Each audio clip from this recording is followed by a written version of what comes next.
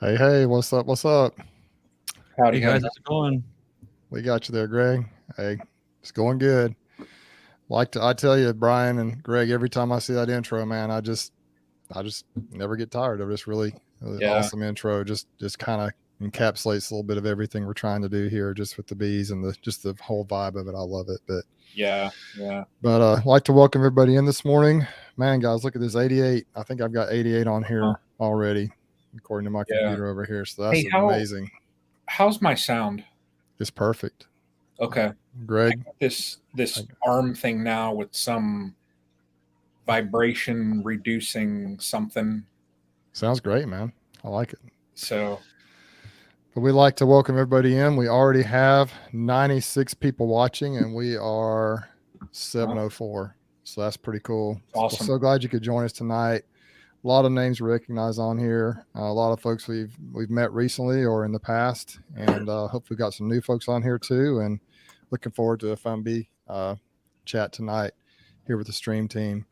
So what's going on in you guys' world? Greg, how's it going up there in Ohio? It's pretty cold up there, isn't it? Pretty good. Cold and snowy, and just kind of enjoying this part of the year where it's not quite full on go physically. It's full on go mentally, and trying to make sure we're putting a plan together and we're thinking things through. So when the weather does break, we can hit the ground running and just go.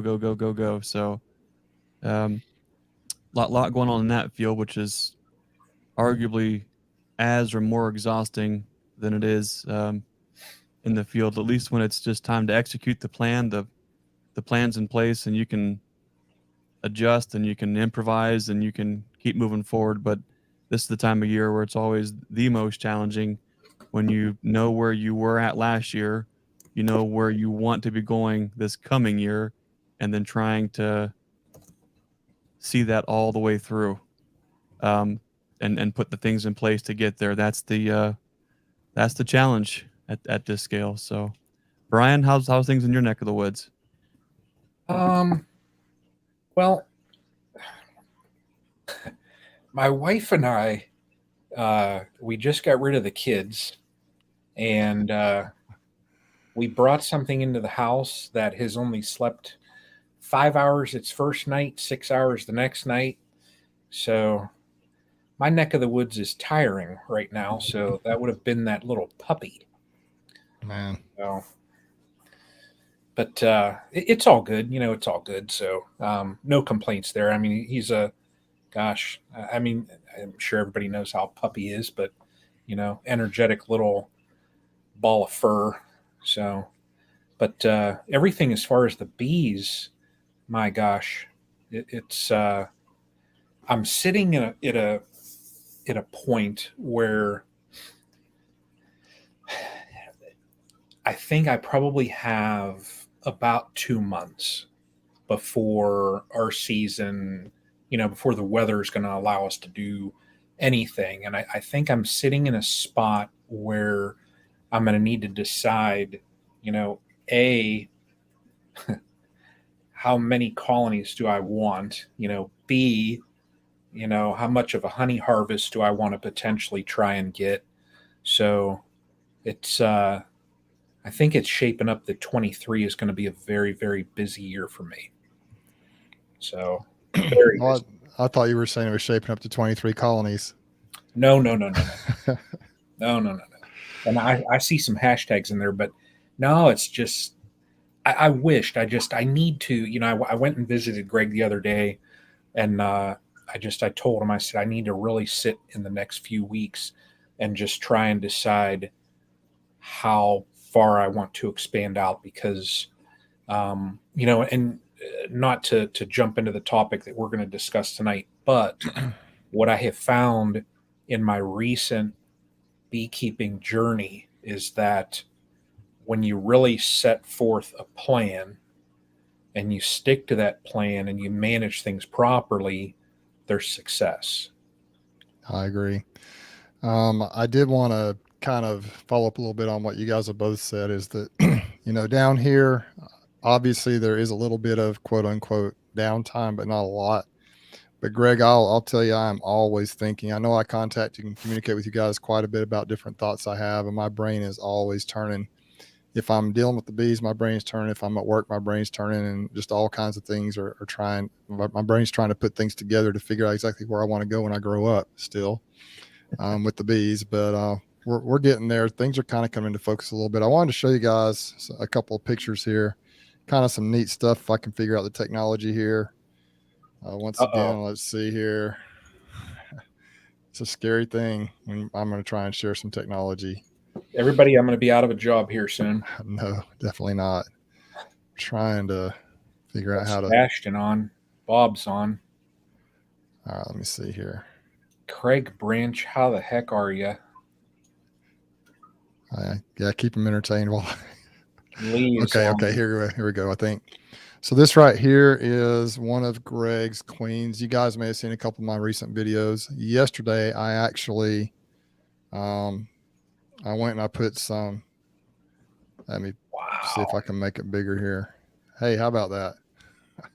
This is one of the nukes right there by the driveway, Greg. We put a queen in. I've been posting some stuff on some of these bees. I posted a short today on YouTube. I also did, I think, a little reel or something on Instagram, Facebook. I don't know how that stuff works still, but it's just a nice cluster, Greg. It's not huge, but they're healthy.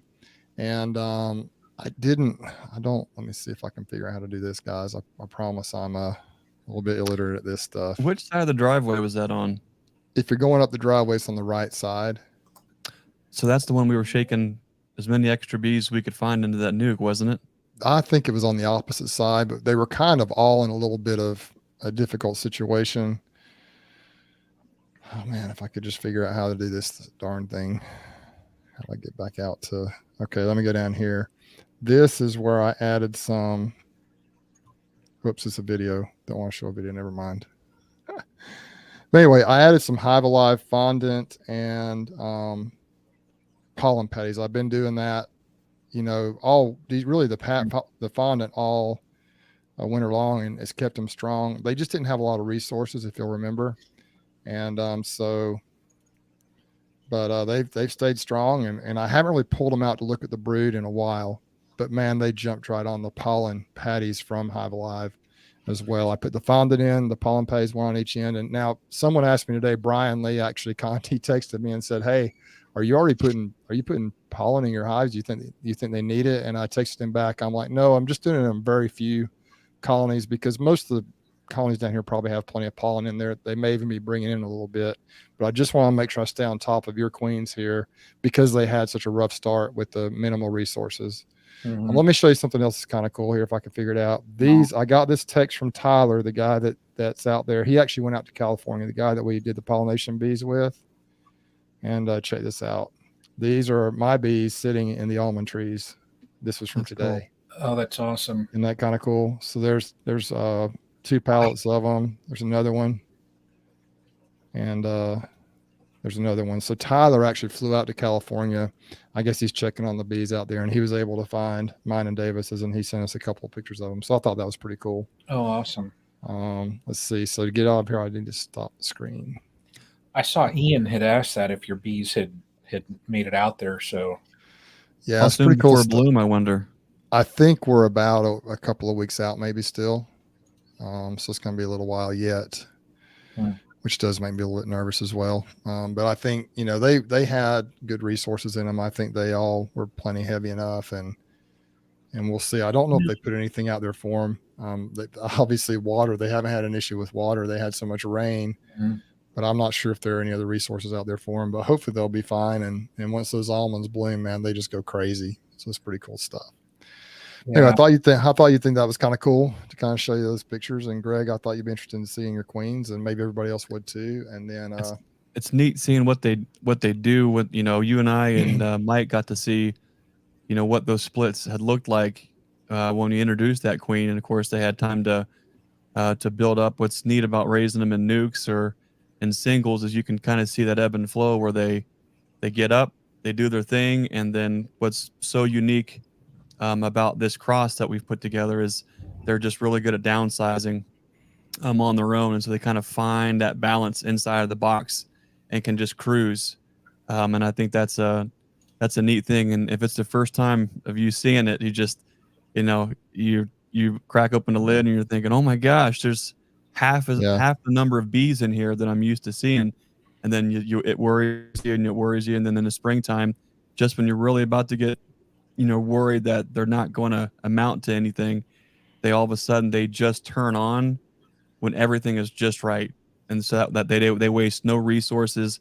They don't waste any time trying to raise early brood.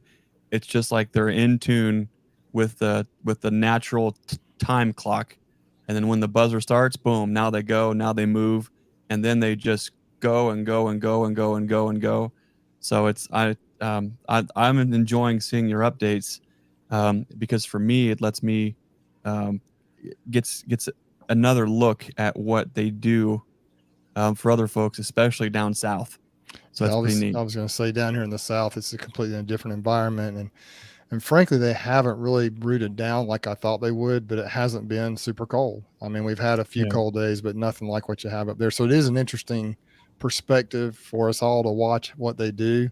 Mm-hmm. And I've honestly tried to keep some fondant on them. I just know that a lot of those colonies I didn't set them up very well because I just didn't have the resources in late July, to really just put in those splits. And so you remember how angry they were. It was partially because there was just nothing out. There was just nothing around for them to eat. So they were just real defensive. But yeah. And then the last actual full length video I put up actually was me going through the Ozark bees. If you haven't had a chance to see that yet, it's done quite well in the last day or two of just peeking in, and probably half or more of those colonies that I peek in that evening that I peeked in on were Greg's queens. And so you can kind of see how they're doing in some single deeps, some 10 frame colonies, some nukes, some different sizes, some different configurations.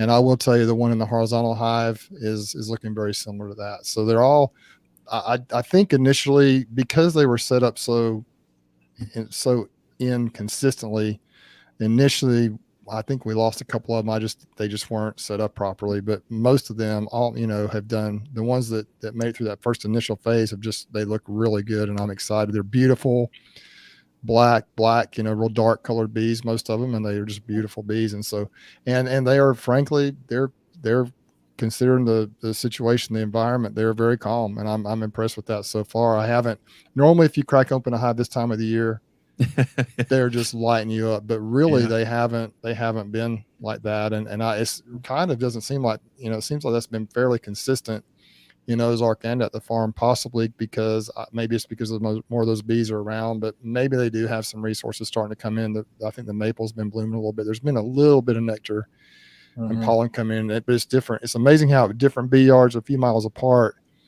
like in my backyard, they were bringing in pollen like crazy a few days ago, but then I didn't see a lot of pollen coming in anywhere else. And so it's amazing how even in the same region, you have different situations with each bee yard, technically, that you can have. I'd like to take just a couple minutes and just once again, thank everybody for coming in. We're at 145 people right now, give or take. And I see a lot of names I recognize here. I don't know everyone's first name, but just looking through here, we've got Lee from Kodiak Farms. I just can't name everybody. Matt Kirkland, Matt, I met Matt and Sylvia at Hive Life, Brian Lee, Lisa from Grammy Midwife Suburban Homestead. Some names I may not recognize. You may have been in here before, but the girls up on the hill, Honeybees, she actually says that they've got 100% survival rate. DC's bees. I could just go on down the line, and we really appreciate you guys being on here. Sebastian's on here from over across the pond, so it's pretty late over there for Sebastian. Ian's on here. Ian, I hope you saw the pictures I posted a few minutes ago about the bees in California. It sounds like they're out there and they're doing well so far. Just so many names on here. I just can't name everybody, but we really appreciate you being on here. And keep in mind, we do have the super chats and so forth enabled. So, that money we try to put that back into the stream team, back into our live stuff and the YouTube channels that we have to help produce a better product or continue to produce this thing. And so we're always trying to get better at what we're doing here. So just wanted to let you know that is a thing. And we do appreciate all of you being on here first and foremost, and just appreciate you. And I appreciate you two guys for coming on as well. It's been a fun year plus now, I guess we could say, right? It's been a little bit over a year. So, Right. I'd like to kind of delve into a little topic. In the past few months, we've talked about, I think one of the things I've learned through this Stream Team experience and through the Hive Life movement experience is a term that I've started using a little bit lately. We were talking about it one night on a chat, and I don't know if we had mentioned it before then or not, but the word kind of popped out. We were talking about how my bees were doing and some principles involved. And I talked about how I've just been trying to be more intentional about my queens and more intentional about this and that. And I think Greg maybe said intentional beekeeping. He kind of brought that term up. One of us did. Somehow that term came out. And that has been on my mind a lot lately. The two words intentional beekeeping. You hear the term sustainable beekeeping. You hear all the different phrases and terms out there. But I think in everything that we do, we need to be intentional. And, you hear people say that when you go into a colony, you need to have a purpose. You need to have a reason for going in that colony. And I think even if you consider just going in to observe, that is a reason to go in. Like a new beekeeper, if any of you out there are brand new into bees or you're going to get into bees, that is a reason to go in if you're just trying to learn about the bees. But just to go in and just randomly and to go through the frames quickly and just not really have a purpose or a reason for being there, that's not the best thing to do. And so I remember I've heard that term and it kind of came to mind, and we've kind of adopted that phrase just a little bit in some of these chats. And so I want to pursue that. That's going to kind of be a theme of my channel and maybe a little bit more here on the Stream Team as well. We'll talk about it some. And so I think that, Cayman talks about the great queens, dead mites, and proper nutrition. That is intentional beekeeping to me. Sustainable beekeeping, I think those can almost be interchangeable. But intentional beekeeping to me is a little bit deeper because it's just like everything you do for a reason. And Greg, you just mentioned, Brian, too, that you're thinking about, you're planning for the year, you're trying to figure out what lies ahead for you and put a plan together to be able to be successful in the upcoming year. Everything you're doing is intentional, especially at your scale with the commercial side of things and where you're trying to feed your family with this. You have to be that way, right, Greg? Yeah, that's for sure. When you talk about the word intention, if you go to the root of it, intent, it's one thing to have an intended consequence, or I intend to do A, B, or C. But when we're living a life that's intentional, when we were putting practices and methods in place because we have a specific goal in mind, we can start to set the framework where we can get from point A to B and hit all those steps all along the way. When we put a little bit of structure and a little bit of schedule and we have the intention set, there's something to be said about some folks have a problem with, they say, I want to grow to this number this year. And depending on why they want to get to that goal, sometimes it's ego, sometimes it's pride, sometimes we're chasing that number of boxes for us to feel validated or successful or to be respected. That's going to get you in trouble. But if you're setting the number of colonies that you need to raise because you need to have X yield or have this return on the investment, or you're raising this many nukes, or you have this many queens sold or scheduled or things like that, you can start to then put a roadmap together to get you from point A to point B that totally makes sense.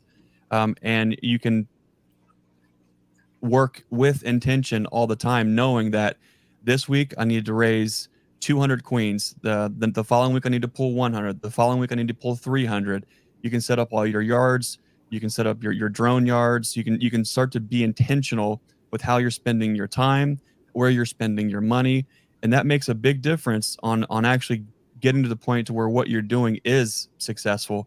It's one thing, and I can speak intimately to this, and so I mean no offense by it, but it's one thing when you're going out and you just know I've got X amount of colonies. I should probably go inspect them. They probably need fed. I guess I'm going to go crack these lids. I'm going to pull out the frames. I'm going to look through and see. You get into this really horrible cycle where you're letting each and every colony run your life and run your day-to-day. Where all you're focused on is that one colony, and you're treating that one colony as though it's its own puzzle that you have to solve right then and there. When you're intentional and you set goals and you say, I'm going actually today, our goal is to go through and we're just checking on how many frames of brood, or are they light? Do they need a green frame? Do we need to move some drone frames around? When you're setting a schedule and you're intentional with your actions, you get so many things done, and all those things fall in line and fall in place to support the overall goal. Um, Mhm. there's something to be said about the power of intention. When you are saying, I'm going from point A to point B, here's the reasons why, the how and the when kind of just fall into place. And it's the entire relationship with beekeeping, it changes, and it's far different when it's like that, rather than I've got 100 colonies. I have no idea what strength that any of them are. I don't know what any of them need. So let's just go in every single one and try to figure all that out every single time. Next thing you know, you're 12 colonies in, you forgot what you were doing. You have frames pulled out because of this and of that, and you end up chasing your tail. So Mhm. I like this direction, Bruce, because I think we can spend the rest of this season talking about the art of intentional beekeeping throughout the season as it pertains to all the different things. Even if that means ordering and securing your woodenware and getting things lined up, or if it's actually making the split or raising the queen or selling the nuke or pulling the honey, intention is a powerful, powerful word. And I think as more folks get in tune with that and accept it, they're going to see their beekeeping just absolutely explode.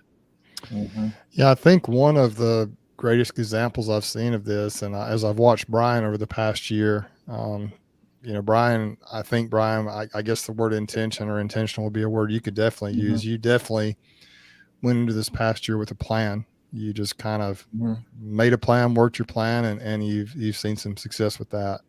Why don't you talk Yeah. a little bit about how that's worked for you as well, Brian, and what your thoughts are on this term intentional beekeeping? I tell you, it goes back. I can think back early on, and one of the things that I always heard was to be a beekeeper and not a bee haver. And I look at the husbandry involved in beekeeping. And after my grand failure, everybody knows I lost all my colonies a couple years ago in the winter. I really took a step back and I thought, okay, well, let's use this and learn and move forward. And more of what I did, in that time where I had no colonies, didn't really have to worry about anything other than, well, when am I going to pick them up? And, move forward from that point. I spent time more looking at, we've all heard Cayman say about, the nutrition, the queens, and the mite control. And I remember sitting and watching. It was Ian was on talking to Humberto, and they were just talking about the pollen subs and things like that. And I dove deep into that, and I'm like, well, more of what we've said also. If you want to take a look at someone, in beekeeping, look at someone who's putting food on the table from the beekeeping. And I got looking at what Ian was doing there, and then a lot of other folks, they use the supplements. So I had it in my head at that point. I knew that when I started and I got these colonies, let me get some supplements on them. But not only just any old supplement. I went and I looked for really those supplements that I saw that there were studies on and that there was proven research. So I knew that they worked. I knew that it would benefit my colonies, and it was, they had more than just one benefit. Um, and it wasn't just use those supplements just to throw them in. There were certain key moments when I did, and like using the pollen patties. Um, I really had to, this last year was the first year I ever used those. And it added a little bit of work just because when you're adding those in, of course, then you have to monitor so that, well, with those patties, well, are you going to end up with small hive beetle infestation? And there were a couple times where, and I know there was a colony where I put them in and I put the entire patty and everybody was like, hey, you might want to check that after a day or so. Usually put about a third of it, or just a piece to see how they, the bees consume it, and make sure you're checking for the larvae and all that stuff. So, through the season, I learned all of that, and I think I fine tuned how moving forward, when I have that plan in my head, how am I going to supplement these colonies? You know, as far as the queens, um, I made sure. I mean, every colony that I have, every queen that I have, they're from. Let me see here. It's like almost like I've never done this before. They're from Greg um, or Jose, and it's funny because when you show those pictures of that nuke, this is the very first year that I have ever attempted to overwinter a nucleus colony. And I have, it's that 7 frame apame. Bruce, it looks, if you would put both of them together, the picture of mine and the picture of yours, and they come from the same apiary, they look so similar. It is just ridiculous, and they're just following that course, of Sure. what Greg says.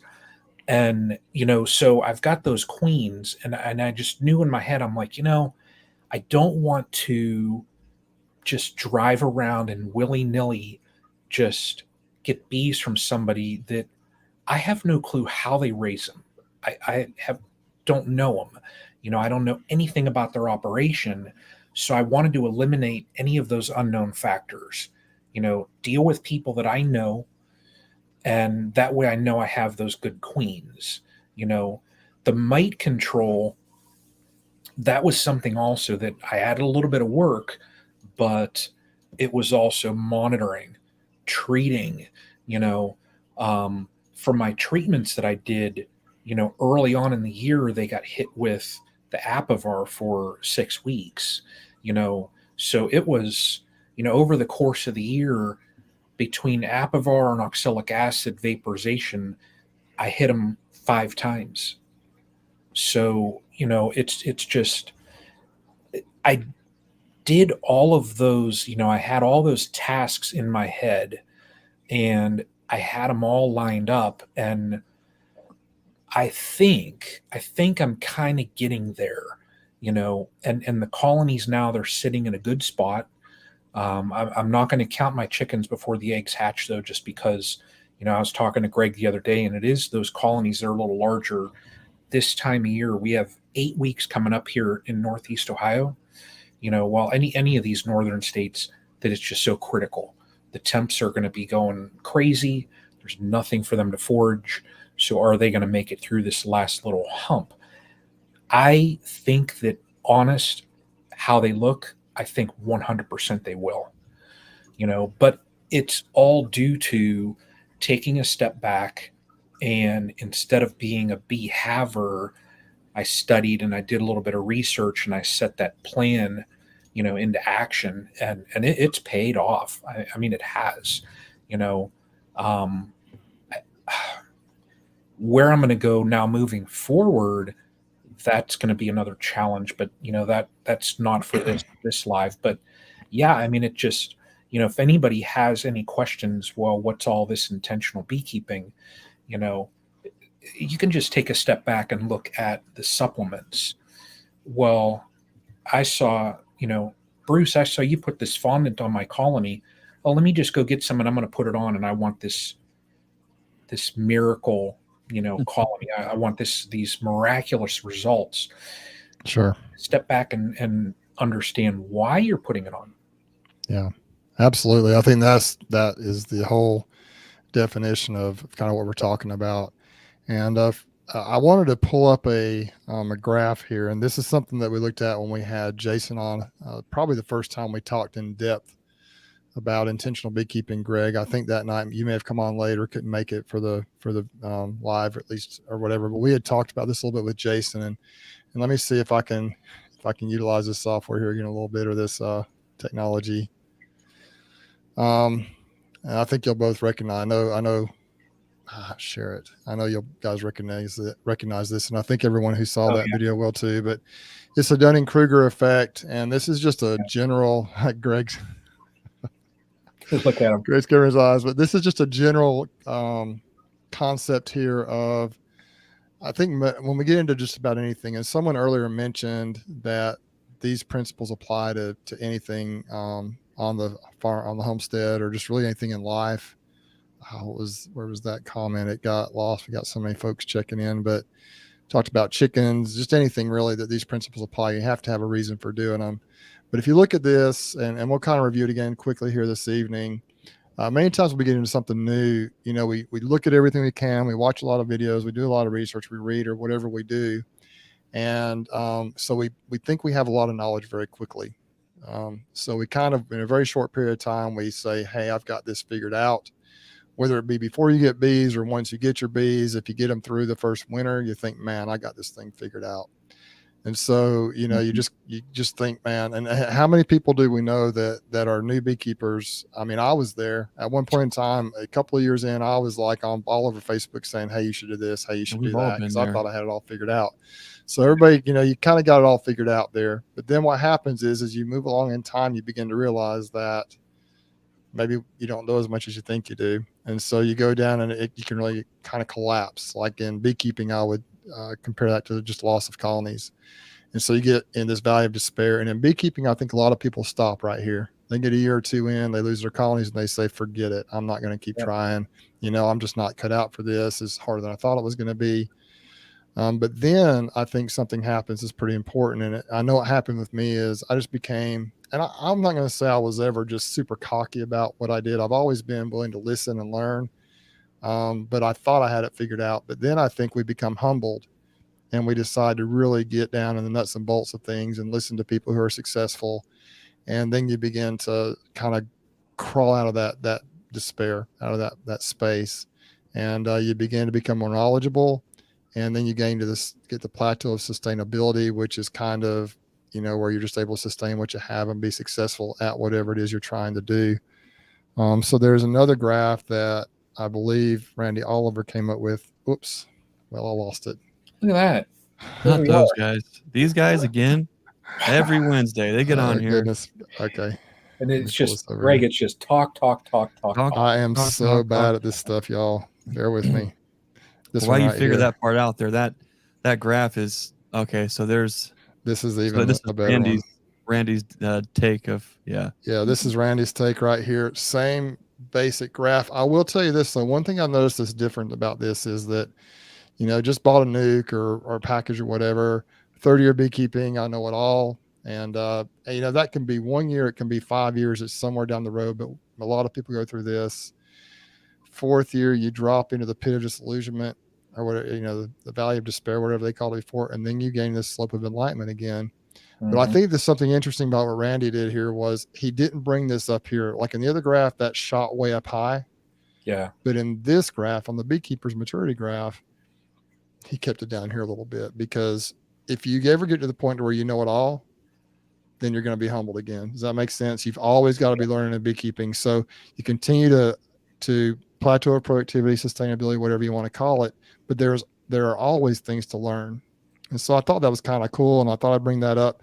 I started seeing these graphs, and when we brought the term up, intentional beekeeping, when we started talking about that a little bit, and all this stuff just kind of came to my mind, as far as, this stuff it's just so true. It happens to people, all the time. We get into beekeeping, we're so excited, and we just are so excited about the bees and keeping these bees and doing this, as it can be with any hobby or anything we try to do. And then we get humbled so fast. But the key is you just got to stick with it. I think humble is really the only word for it, is that you just kind of, you just get brought down to size, so to speak. But you can be successful if you're willing to step back, be humble, learn from those who are successful, and then kind of forge your own path and figure out what works best for you. I think it's it's those beekeepers that get humbled. If you notice in that graph, you had, let's see, everything's backwards on my screen. So you had the starting point, that was here, right? And then you climb up. But if you look at the valley of death, or the pit of disillusionment, or whatever you want to call it, it's actually lower than your starting point. And I think you have to get in that place, and you have to wallow around in the mud, in the blood and the tears of you thinking you know what you were doing, and accept the fact that you know nothing. It's an interesting concept, and I think because we do have 7 kids and we homeschool, and we try to educate folks here with just hands-on practical beekeeping. At no point in time do we even pretend with our kids that we're experts or that we even know what we're talking about. We are just sharing this piece of information. We're trying to get some of these things across, but the art of learning is whether you agree or not, the art of learning is more on the pupil a lot of the times than it is even the teacher. The teacher can only do so much, but the pupil has to be in a place where they're going to do something with that information. They have to develop their own learning style. Of course, we have to kind of guide and nurture along the way. But what's interesting is when you see a lot of these beekeepers, and I say it because I was there too, especially on Facebook groups answering questions, that you almost feel like they've just Googled the first answer they could find to just reply to somebody to have an answer. There's all different kinds of bias when it comes to learning. And I think a lot of times we're searching for that confirmation that what we're doing is right. The track of thinking that we're on is right. So it supports what we're doing. It gives us that boost. It helps us ride that roller coaster all the way up. But it's a challenging thing, not just in beekeeping. It's education in general. And I think that as folks get in tune with that and they understand that, if we can start to, like, Bruce, you were raised on a farm. I know Brian can understand it. A lot of the folks who are raised bees can understand it. We have patterns. We have patterns as a human, as far as behavioral patterns, mental, the way we learn, the way we educate. If we can understand that everything has a pattern to it, when we see these patterns pop up, not only with how we're learning things or ingesting and digesting information, but patterns in our own beekeeping, we might be able to actually cue and clue in on the fact that, hey, I think I'm right here in this phase where I think I'm about to commit this type 2 error, or I'm getting ready to. That's one of the most important things, because as you develop and you get into your 5th year and your 7th year and your 10th year, you'll find that these things, they still creep back up. They're cyclical. Just because you hit that 3rd year Dunning-Kruger curve, right, and you're at the valley and you're moving back up, doesn't necessarily mean that you still won't have spikes throughout your journey. So tuning into the fact that this is what we've done in the past, I was humbled, is really important as we move forward, especially as you scale. Yeah, and I think on that graph too, the what is it, the slope of sustainability, the plateau of sustainability it's kind of a flat line, or it's a straight line, but I don't think it's straight necessarily. I think it has a lot of ups and downs as you go down through the process. But the other thing about beekeeping, and I'm sure many hobbies and things that people are interested in, is that the goal is like the goalpost shifts and changes constantly. Because as like Brian, for example, a year ago, you said, I will never have over 10 or 11 hives. That was your goal. And now you're considering, I'm not, it's just true though. You're considering it. Now you have 11 strong colonies. So you're trying to figure out what the heck to do with them, if you want to grow or sell your nukes, or just what you want to do. And so it is always changing. And if you have a year like, I see Ian on here and some folks that have some loss like he had last year. He just had to completely regroup when his hives got flooded, when his colonies got flooded, and he ended up having a really good year. And so you just have to, and that comes with experience, I think, as you have, Greg, you too, with your bee yard, with the storm that came through in Jose, with the flooding out in California. So you just have to, as you gain experience and know how to address situations, you become more capable of dealing with the hardships and difficult things that come along as well. You can utilize those as opportunities, as opposed to being super frustrated and wanting to quit. So it's kind of it's just a process everyone has to go through in everything we do. And so it's just a principle that's been I've just been moved. I've been thinking about it just so much in the last couple of months. I've got a lot of thoughts and some Mhm. things I'd like to try to figure out with that, and some things I'd like to do with the intentional beekeeping, quote unquote. Mhm. Bruce, as you look That back on your phrase. last year, the idea of intentional beekeeping is something that it's been a reoccurring theme, I think, for a little while with us. As you look back to your last season, and as you already have bees now that are out in California, and they're going to do their thing, and they're going to come back, and you're going to put this whole plan together for this year. I wondered if you could talk a little bit about the difference that you've seen, not only in your own personal growth as a beekeeper, but the growth that your beekeeping operation has seen when you do set the intention, when you do practice intentional beekeeping.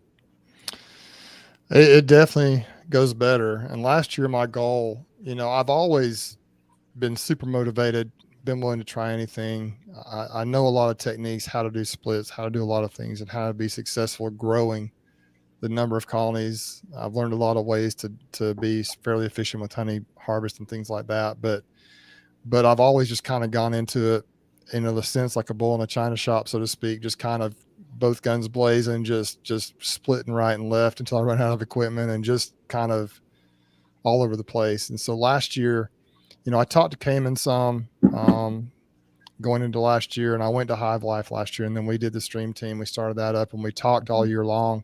And I was determined, after the horrendous loss I had in 2021, I was determined to do better this past year, and just to really focus on my goal. One of my goals was to have a younger average age in my queens.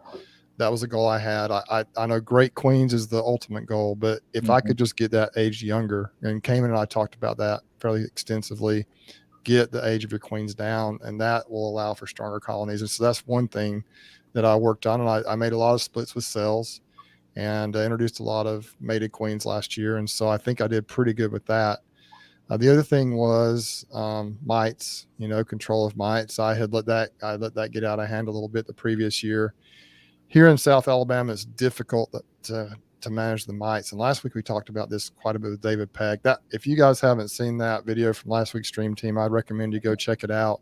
Some just incredibly valuable information in that about just various things, man. He is so knowledgeable, and he brings it down to a level that we can understand, most of the time. So, but it was really a great chat, and we're glad to have him on. But so I did better this year with my mite control. I didn't do as good as I probably should have. I did get in them fairly quickly after we pulled the honey, and I started checking. I actually checked for mites this year to see what they were before I started treating. I didn't do every colony, but I did do some random checks, and I found out the mite counts, and then I'd use some different treatments, and I checked afterwards, and that gave me a better idea of how effective those treatments were. And if you go back and kind of watch my videos over probably the late summer and the fall, you'll see that some of the treatments I used didn't work very well. Some of them worked really well. And so that allows me to be able to kind of pinpoint better where I might want to go in the future. And so, that's kind of where I am now. And I really got the mite levels down pretty good, by the wintertime, by December. Still working out a little bit. I did some mite checks yesterday, actually, at a video will be coming out in the next 2 or 3 days, probably. And so the other issue was the food, the nutrition, and that's something I'm still trying to learn and work on. And last year, in February, I'd ordered some Hive Alive fondant, which I didn't know if I'd ever use it. It was kind of late in the year, and I didn't think I would use it until this year. I know it's got a 24-month shelf life. But probably about this time last year, maybe in February, I was up in Ozark and I was checking on the colonies, and a lot of those colonies had zero food, period. Like no honey, no nothing. There was nothing, super light. And I just kind of freaked out. I didn't have time that day to go make sugar water. The bees were super fired up and just nasty and mean. I guess they were, just hungry. And we had a little bit of a flow like we usually do here in January. And then the flow cut off when we were in a dearth. And it was warm. I think, if I remember right, it was kind of warm. And so they just burned up all their stores. Fortunately, I believe that Hive Alive fondant saved several of my colonies. I'm not sure if it saved them because of the quality, the nutritional value of the Hive Alive fondant, or if it was just some food for them. But whatever it was, it worked. And I actually also had a box of the pollen, which I put in those colonies, and they made it through a couple of weeks until we started to get the flow kicking in. And so that's kind of what I've done. And I actually utilized a lot of those principles, or tried to utilize those principles. I think the guidelines came and has given us, and you see it throughout, like Greg, you talk about it, Brian, you talk about it, Bob Benny talks a lot about all these things of just having a plan, man, and putting things together.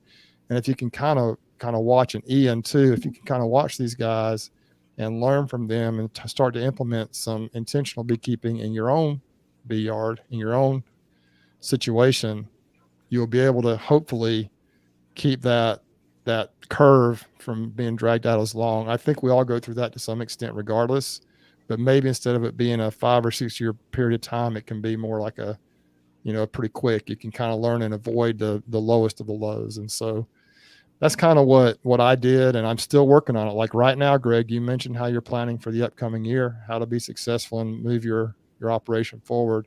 Brian, you as well. Man, I'm right back where I am every year. It seems like we get the pollination bees ready. It's like a mad dash to get those things ready. And I don't send that many, but it just is like a mad dash to get them ready. And then I'm like, well, now I can take a break, but really I can't, because now I've got to kind of go back and check on the production colonies and see how they're doing. And I've got a bunch of equipment that I need to go check on and make sure it's ready to go, make sure I've got all the supplies I need. And so really it never stops. But that's kind of what I did last year, Greg. We've talked about it quite a bit on here, but I don't think you can really talk about it enough or too much. I think those are things that we all struggle with and try to figure out, whatever our goals and aspirations are in this beekeeping thing. Well, there's a lot to that, Bruce. I think that as you're talking, I'm hearing all kinds of future conversations about this. But when you're talking about all the things that you did and executing whatever plan you could put in place, and kind of seeing it through, I think one of the things that I'm kind of reminded of is you don't have to. If the relationship that you have with the bees is, if you want it to be kind of that, loosey goosey, I'm just going to crack a lid and it's a new puzzle every single time, there's no reason why you can't do that. I think what a lot of us find is when you try to scale the operation up to where it is financially sustainable and physically sustainable, you have to start putting some mechanisms and some plans in place to where you are making the absolute most of not only your time, but the money that you're investing in the bees, or making the most of the asset, which is the bees, as they grow and do all the things that they do.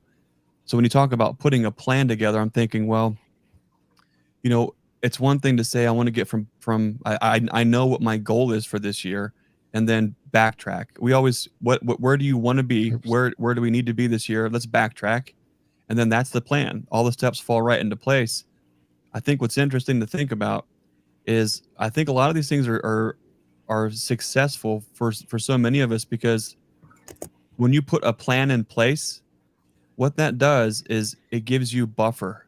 Because once you put this plan in place and you start to operate, if something just goes a little bit wrong, no big deal. Cool, buffer. Here's the contingency plan for that, right? Not a big deal, right? Okay, you get things back on track. A lot of the beekeeping season for me is I'm going to put this plan together. Here's the steps I think we're going to hit along the way. And then as we go to get to that next step, or we hit that next little part of this dance, something happens, right? And we have to change things up a little bit. We have to improvise. We have to adapt. We get past that. Okay. Now we reset. Now we're moving continually towards that direction, but it's not just a straight line thing from point A to B. It might wander a little bit, but if we have a plan, we know, okay, we can only wander so far off. Now we got to get back. Where that's important is by putting that plan in place. It gives you the opportunity. It gives you that buffer time. It gives you the opportunity to course correct. If you have no idea where you're going, if you just say, you know what, I have 20 hives this year. You know what I'm going to do? I'm going to be a full-time beekeeper. I'm going to raise 800 nukes. I'm going to raise 2,000 queens. And if for some reason you have it in your mind, you're taking orders on all those and things, how in the world are you going to get there? Right? If you don't put a plan in place, if you don't start at the end result and work backwards to see what it actually takes to get there, you are going to find yourself at a the pit of despair, something fierce, worse than any Dunning-Kruger curve that you could ever see. So, Bruce, I guess the point here is spending time to put the plan together, even if it's not perfect. There's a great line by Joel Salatin that says, and I will reiterate, that perfect is the enemy of good. And I'll say it one more time in case you were sleeping. Perfect is the enemy of good. We spend a lot of time trying to have the perfect box and the perfect colony and the perfect this, and it robs the opportunity to have something good and solid to work from. So a plan is huge. It gives you that buffer. Man, I like that quote. Perfect is the enemy of good. That is so true, because so many of us are caught up on doing everything. You know, you hear the term perfectionist, and you know, when you talk about sports and things like that, they talk about, you know, practice makes perfect, but the truth is perfect practice makes perfect. Well, when you put the product on the field, you got two teams playing, and they're both going to capitalize. They've both been working really hard, and so.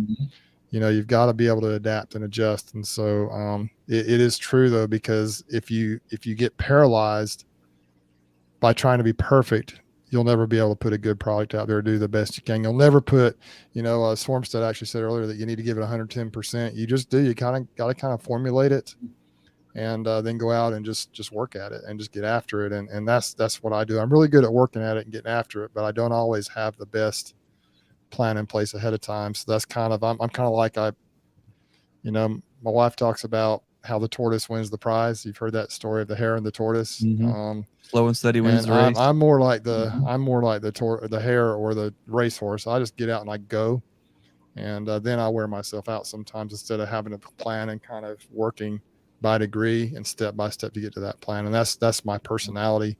It always has been. But with the beekeeping, I've been able to, you know, a lot of things I've tried in the past, I burned out and just kind of quit over time. I couldn't do it anymore. But this is something that I just, it's deep in my heart. It just burns within me. I have to do it. So it's more of a calling than it is just hey, I want to do something. And so it's almost do you find you suffer through paralysis by analysis if you don't put a plan together? You spend so much time over analyzing what it is that you're supposed to be doing that you're absolutely paralyzed. You're standing in the middle of 70 colonies trying to figure out, okay, what am I supposed to be doing here? I could be doing this. I'd be doing, like, paralysis by analysis is another great quote by Joel Salatin too, that we all as homesteaders, farmers, and beekeepers, I think, can really easily suffer from. How many people do you know who will say, I'm going to read everything I can, I'm going to learn everything I can, and they just never end up getting bees. Never never get them. They never get the chickens. They never get the bees. Speaking of chickens, Greg, that was a great podcast you and Susie did the other night. I really enjoyed that. Thanks for listening. My mom has chickens, but it made me want to get some. But my mom has some, so I don't need to get them. But anyway, it was very, very interesting. So, Brian, what do you think? What's your input on this? You got any thoughts? You know, I'm not going to give away anything of what I have in the back of my head for this year. But as far as, you know, when Greg said, and you said you have that buffer, I have those double nukes. You know, I have 2 of those double nuke, or as people call them, resource hives, that currently are not in use. I used them the beginning of last year, threw in some splits in them, built them up, but I know they will be in my plan for this year again, just because I will have that buffer. You know, if I lose a queen, well, there you go. Just yank one of them out of the resource colonies, you know. So having a plan and having that buffer, even and regardless of whatever scale you're at, you know, because we're each of us are sitting more or less in 3 different spots, you know, and I think that's one of the things where just a lot of people, I don't know, what I've found over the last year is a lot of people have gravitated towards these talks just because, you know, we've got the hobbyist, sideliner, and commercial, but with that plan and you have a buffer, you know, in place, if you're the hobbyist, you know, and something happens to 1 or 2 of your colonies, 3 of your colonies, and you have those resource colonies that you can just go and really rob from because they are a resource for your apiary, I mean, why not? Why not have that plan set forth? Why not, plan for the future? And that's more of kind of what I set forth last year. Have those meaningful actions. Look for the future. But yeah, I'm not gonna give away too much because I have in the back of my head, I have this vision. But yeah, That's kind of how it goes.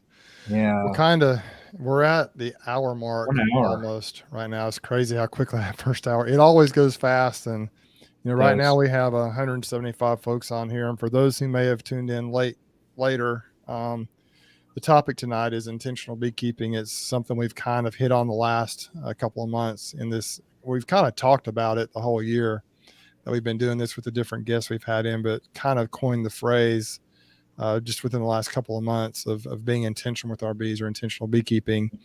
And we're having a great discussion. If you weren't able to see the first part of the first hour, I'd encourage you to go back and do that. But we appreciate everyone for being on here, man. We're sitting at 182 people right now, which is an incredible number. And it's just so awesome that you guys come and hang out with us on Wednesday nights. We really appreciate it.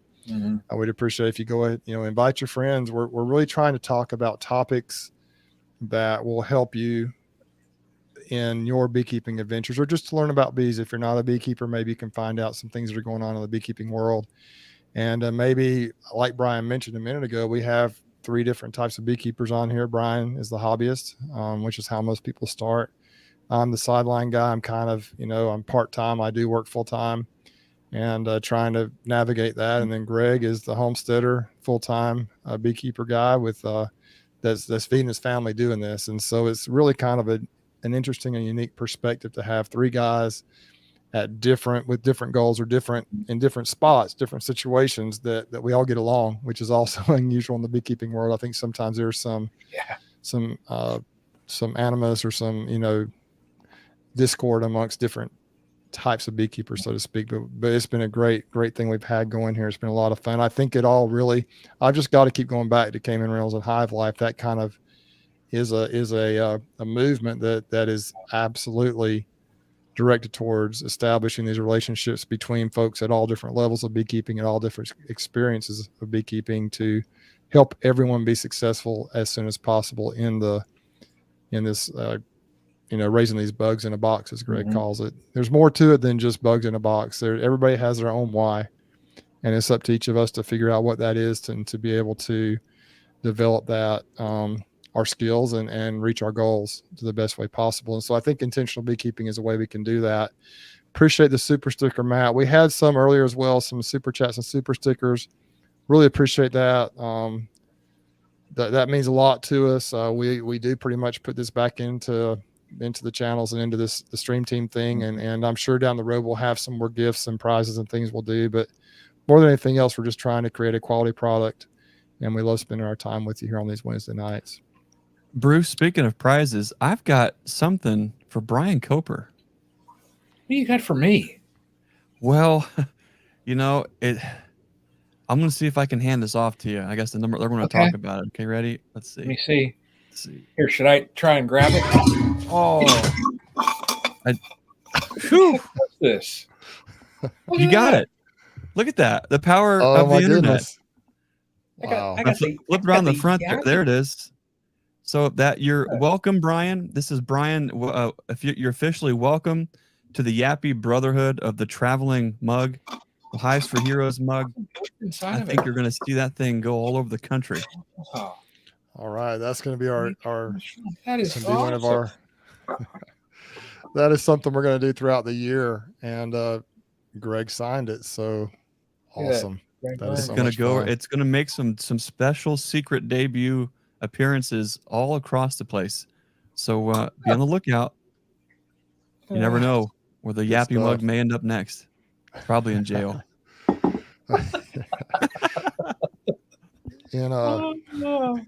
In YouTube jail somewhere, huh? He's gonna watch this and just shake his head. He's gonna be like, "It's gonna be cool." I'm looking forward to seeing where all that thing ends up. That thing awesome. For it's the last actual sighting of that mug in Yappy's possession. Oh, there he is. Yappy. So yeah, well, he's on here. So now we really got to rub it in. The last sighting of that, the what's so nice about that mug is just the way everyone has a favorite coffee mug. Coffee mug it just fits in your hand just right. The flow of coffee to your mouth is just amazing. It's like the absolute best mug that's ever been made. And Yappy only had a chance to use it very shortly. I'm at the Hive Life conference. If you want to see the moment where it was the last time Yappy ever had his mug, if you go back to the video on the Nature's Image Farm channel with Yappy and his bird, the Hive Life interview series, Frank, you'll get to see it. Oh, yeah. There it is. What do you think, Brian? Yappy's never getting that back. I tell you what, though, you know what I just noticed from this thing also? It's almost like, when you get a good knife set, they're just like perfectly balanced. Yeah. It's this thing. Look at that. It's perfect. That thing has been in the truck. So, this hopefully you don't feel cursed if you get this thing, but that cup has been in my truck. It's been at the shop. It's been there when we're framing the walls up. It's been around the bee yard. It's been a part of the outfit, the operation. So it's going to be cool to let everyone have some time with it. And then you just make sure they tell Yappy how much it's their new favorite mug as it goes all across the country. Yes. But what's special about this mug is it's going to make some debut appearances all across the country. Its final resting place is going to be Sevierville, Tennessee, January 4th, 2000, whatever the next year is. What year is this? 24. Are we 23? Jiminy Christmas. January 4th, 2024. It's going to go up to the silent auction for the youth scholarship program. So this is a collaboration between a bunch of folks across the country and Hives for Heroes, all just doing what we can to help keep promoting youth beekeeping with the Hive Life Conference. So it'd be pretty cool to see it. Awesome. Speaking of the youth program up there, and there are some really good young beekeepers out there that are doing some good things on YouTube. And there's a new guy that I think he just must have started his channel, or he's only got 2 or 3 videos. I met him at Hive Life, and I think the name of his channel is Reindeer's Bees or something like that. His name is Rainier, and he is from Maine. I think it's Maine or New Hampshire, just Maine. And so he's just got a very few subscribers, just started the YouTube channel up, and I saw the first video of his today that I kind of liked. It was cool. And so welcome to the club, Rainier. And then of course we have Grayson in our neck of the woods down here that is really doing a great job. You can see almost every video he does, he's advancing his skills in technology, and he's doing a great job with the live chats on Monday nights. Of course, we have Natalie, Beekeeping with Natalie, and there's others out there. Those are the main ones. Junior beekeeper. Shoot, I can't think of his channel. Curtis, the junior beekeeper, sat down at the booth, and we had spent some time there too. And he's part of the youth program. Yeah.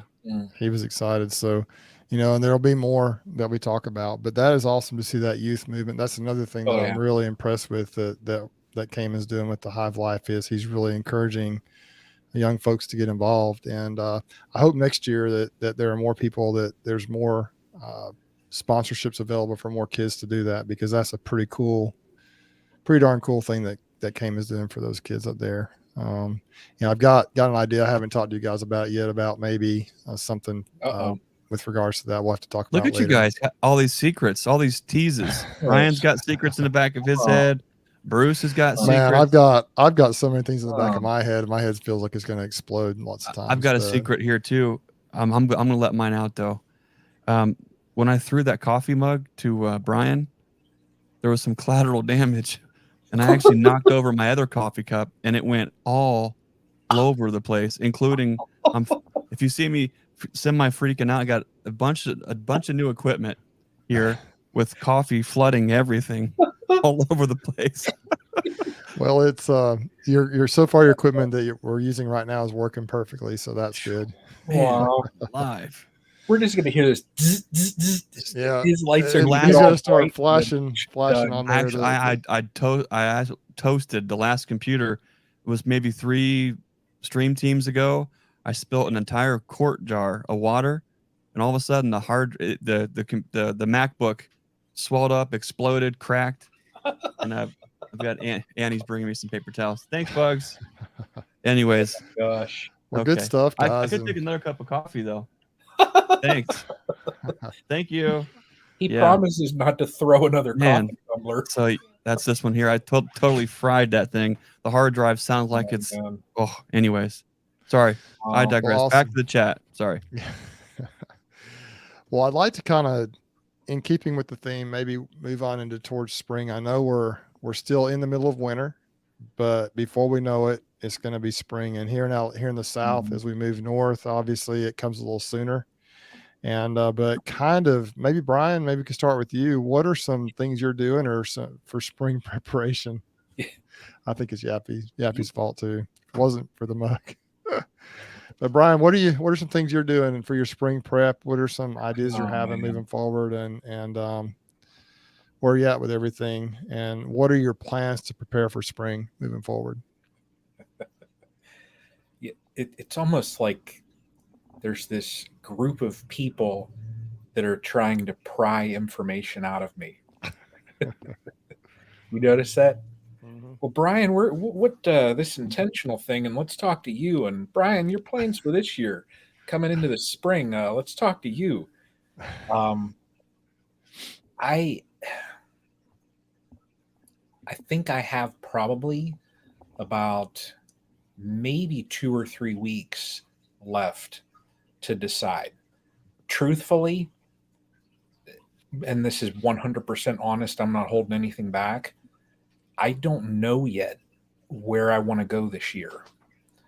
I know I want to keep my colonies alive. I know I want some honey, but it almost, on one hand, I'm excited about having colonies that are surviving the winter.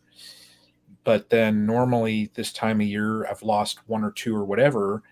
And, it's like the one time I went and checked them and I came home and I had this look and my wife was like, "What's wrong?" I said, "All the colony's alive." And she's like, "You're upset about that?" And I'm like, "Yeah, but you don't understand what happens then in spring."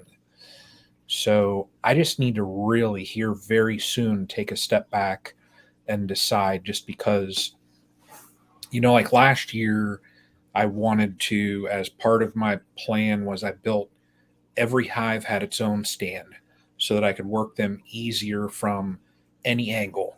Whatever angle I wanted to work a colony, I could just walk up to it. So I need to, I'll probably need to take a mortgage out just to go get some more lumber to buy some new, or, build some new stands. But honest, I know I'm going to get my double nukes ready. I only used them for a short time last year. So, I'm thinking by the end of March, just because we can't really do anything until we're into April. So I want to, by the end of March, have a number in my head, the equipment that I have. This is that time where really everybody should be prepping equipment. They say beekeeping never, it's the winter time. What are you going to do for them? Well, this is the time that you could prep for next year. But that's where I'm at now. Honest, I've been trying to think of how many, and it would be great. Don't get me wrong. If I could expand out this year and have 30 colonies, 40 colonies, yeah, that would be awesome. But for me, I would be at the top of that Dunning-Kruger, and then I would just crash. So I need to keep myself grounded, but I'm hoping within 2 to 3 weeks to have all that figured out. That's, and the truth is that's a very smart way to approach it, honestly, where you just, I think that if I could give advice to anyone who's just getting started in beekeeping or has a very few hives and is trying to figure this out, I would recommend, and I have not been good about this because I still every year end up with more than what I can handle. Mm-hmm. But I think it's very smart to have, just even if it's 2 colonies, 1 or 2 colonies, I think you should always start with 2. That's my opinion. But Oh yeah. Get to where you can become good at keeping 2 colonies, or you understand the principles, and just get to where you feel like you can sustain that or maintain that. Even if you Yep. lose one, you know how to replace it, and just keep them growing and keep them strong. And then Yep. expand to whatever that next number is, and then Well, expand. And at each level, each stage, get to where you feel confident and able to maintain that number of colonies. And then I think that's very smart to do that, especially, well, at any level, whatever you're trying to do. But if especially if you're a hobby beekeeper and it is a hobby and it's not your livelihood, you're not really super motivated to turn it into a financial business, Yeah. so to speak, then I think that's really good. And even if you are, you need to be able to maintain the colonies that you have, or sustain the right number of colonies to be able to reach your goals. And so don't try to expand so huge that then you lose all your colonies, because as Ian says in his 10-day rule, for those folks on here, there are quite a few folks on here, maybe some that haven't heard of this, but Ian Stepler on the Canadian Beekeepers blog, one of my favorite videos of his of all time, it was a few years ago. It's just called the 10-day rule. And basically the principle is, and you can go watch the video if you want, it's a short video, but the whole principle is that you're going to end up with as many colonies as you can maintain. Anybody can grow to pretty much whatever you want to, but you're only going to end up with as many as you can manage and maintain. And so just kind of get good at however many colonies you want to hold and manage, and then you can replan and grow if you want to, and then get good at that level. I personally grow too big every year and I lose some, but that is very smart, Brian. How about you, Greg? What do you have coming up in the spring? Anything you can share with us, or any ideas on how you're preparing for the spring?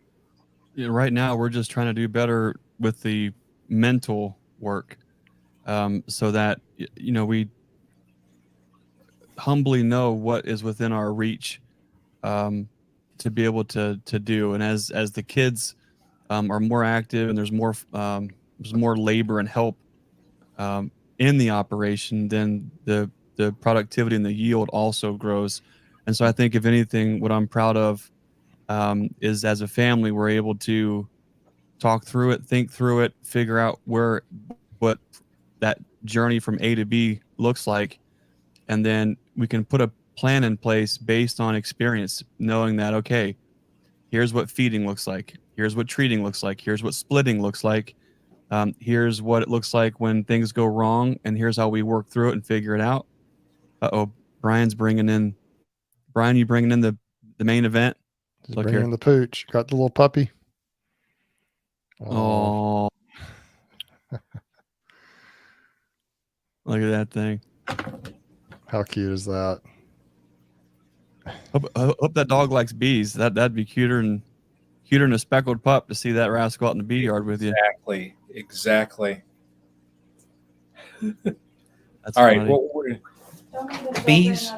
I forget what we're talking about. Chickens or bees or pigs, and I can't remember. I'm focused on the. I got to shout out to Jacob Moore of Morecrest GSP. I don't know if he listens to these or not, but he actually reached out a few weeks ago about queens, and we've we fielded the question, emailed, and then went back. Well, somehow Facebook and the internets and all these things, when you say something, it has a really interesting way of putting those people and ads and everything right in front of you, whether it's on YouTube or Facebook or Google or on your phone. Well, you guys remember the video that we did with Jeff Johnson? It was called Pura Hive and the Honor Hunt, when we went out to South Dakota to hunt pheasants and get to see how all the Pura line of equipment is manufactured.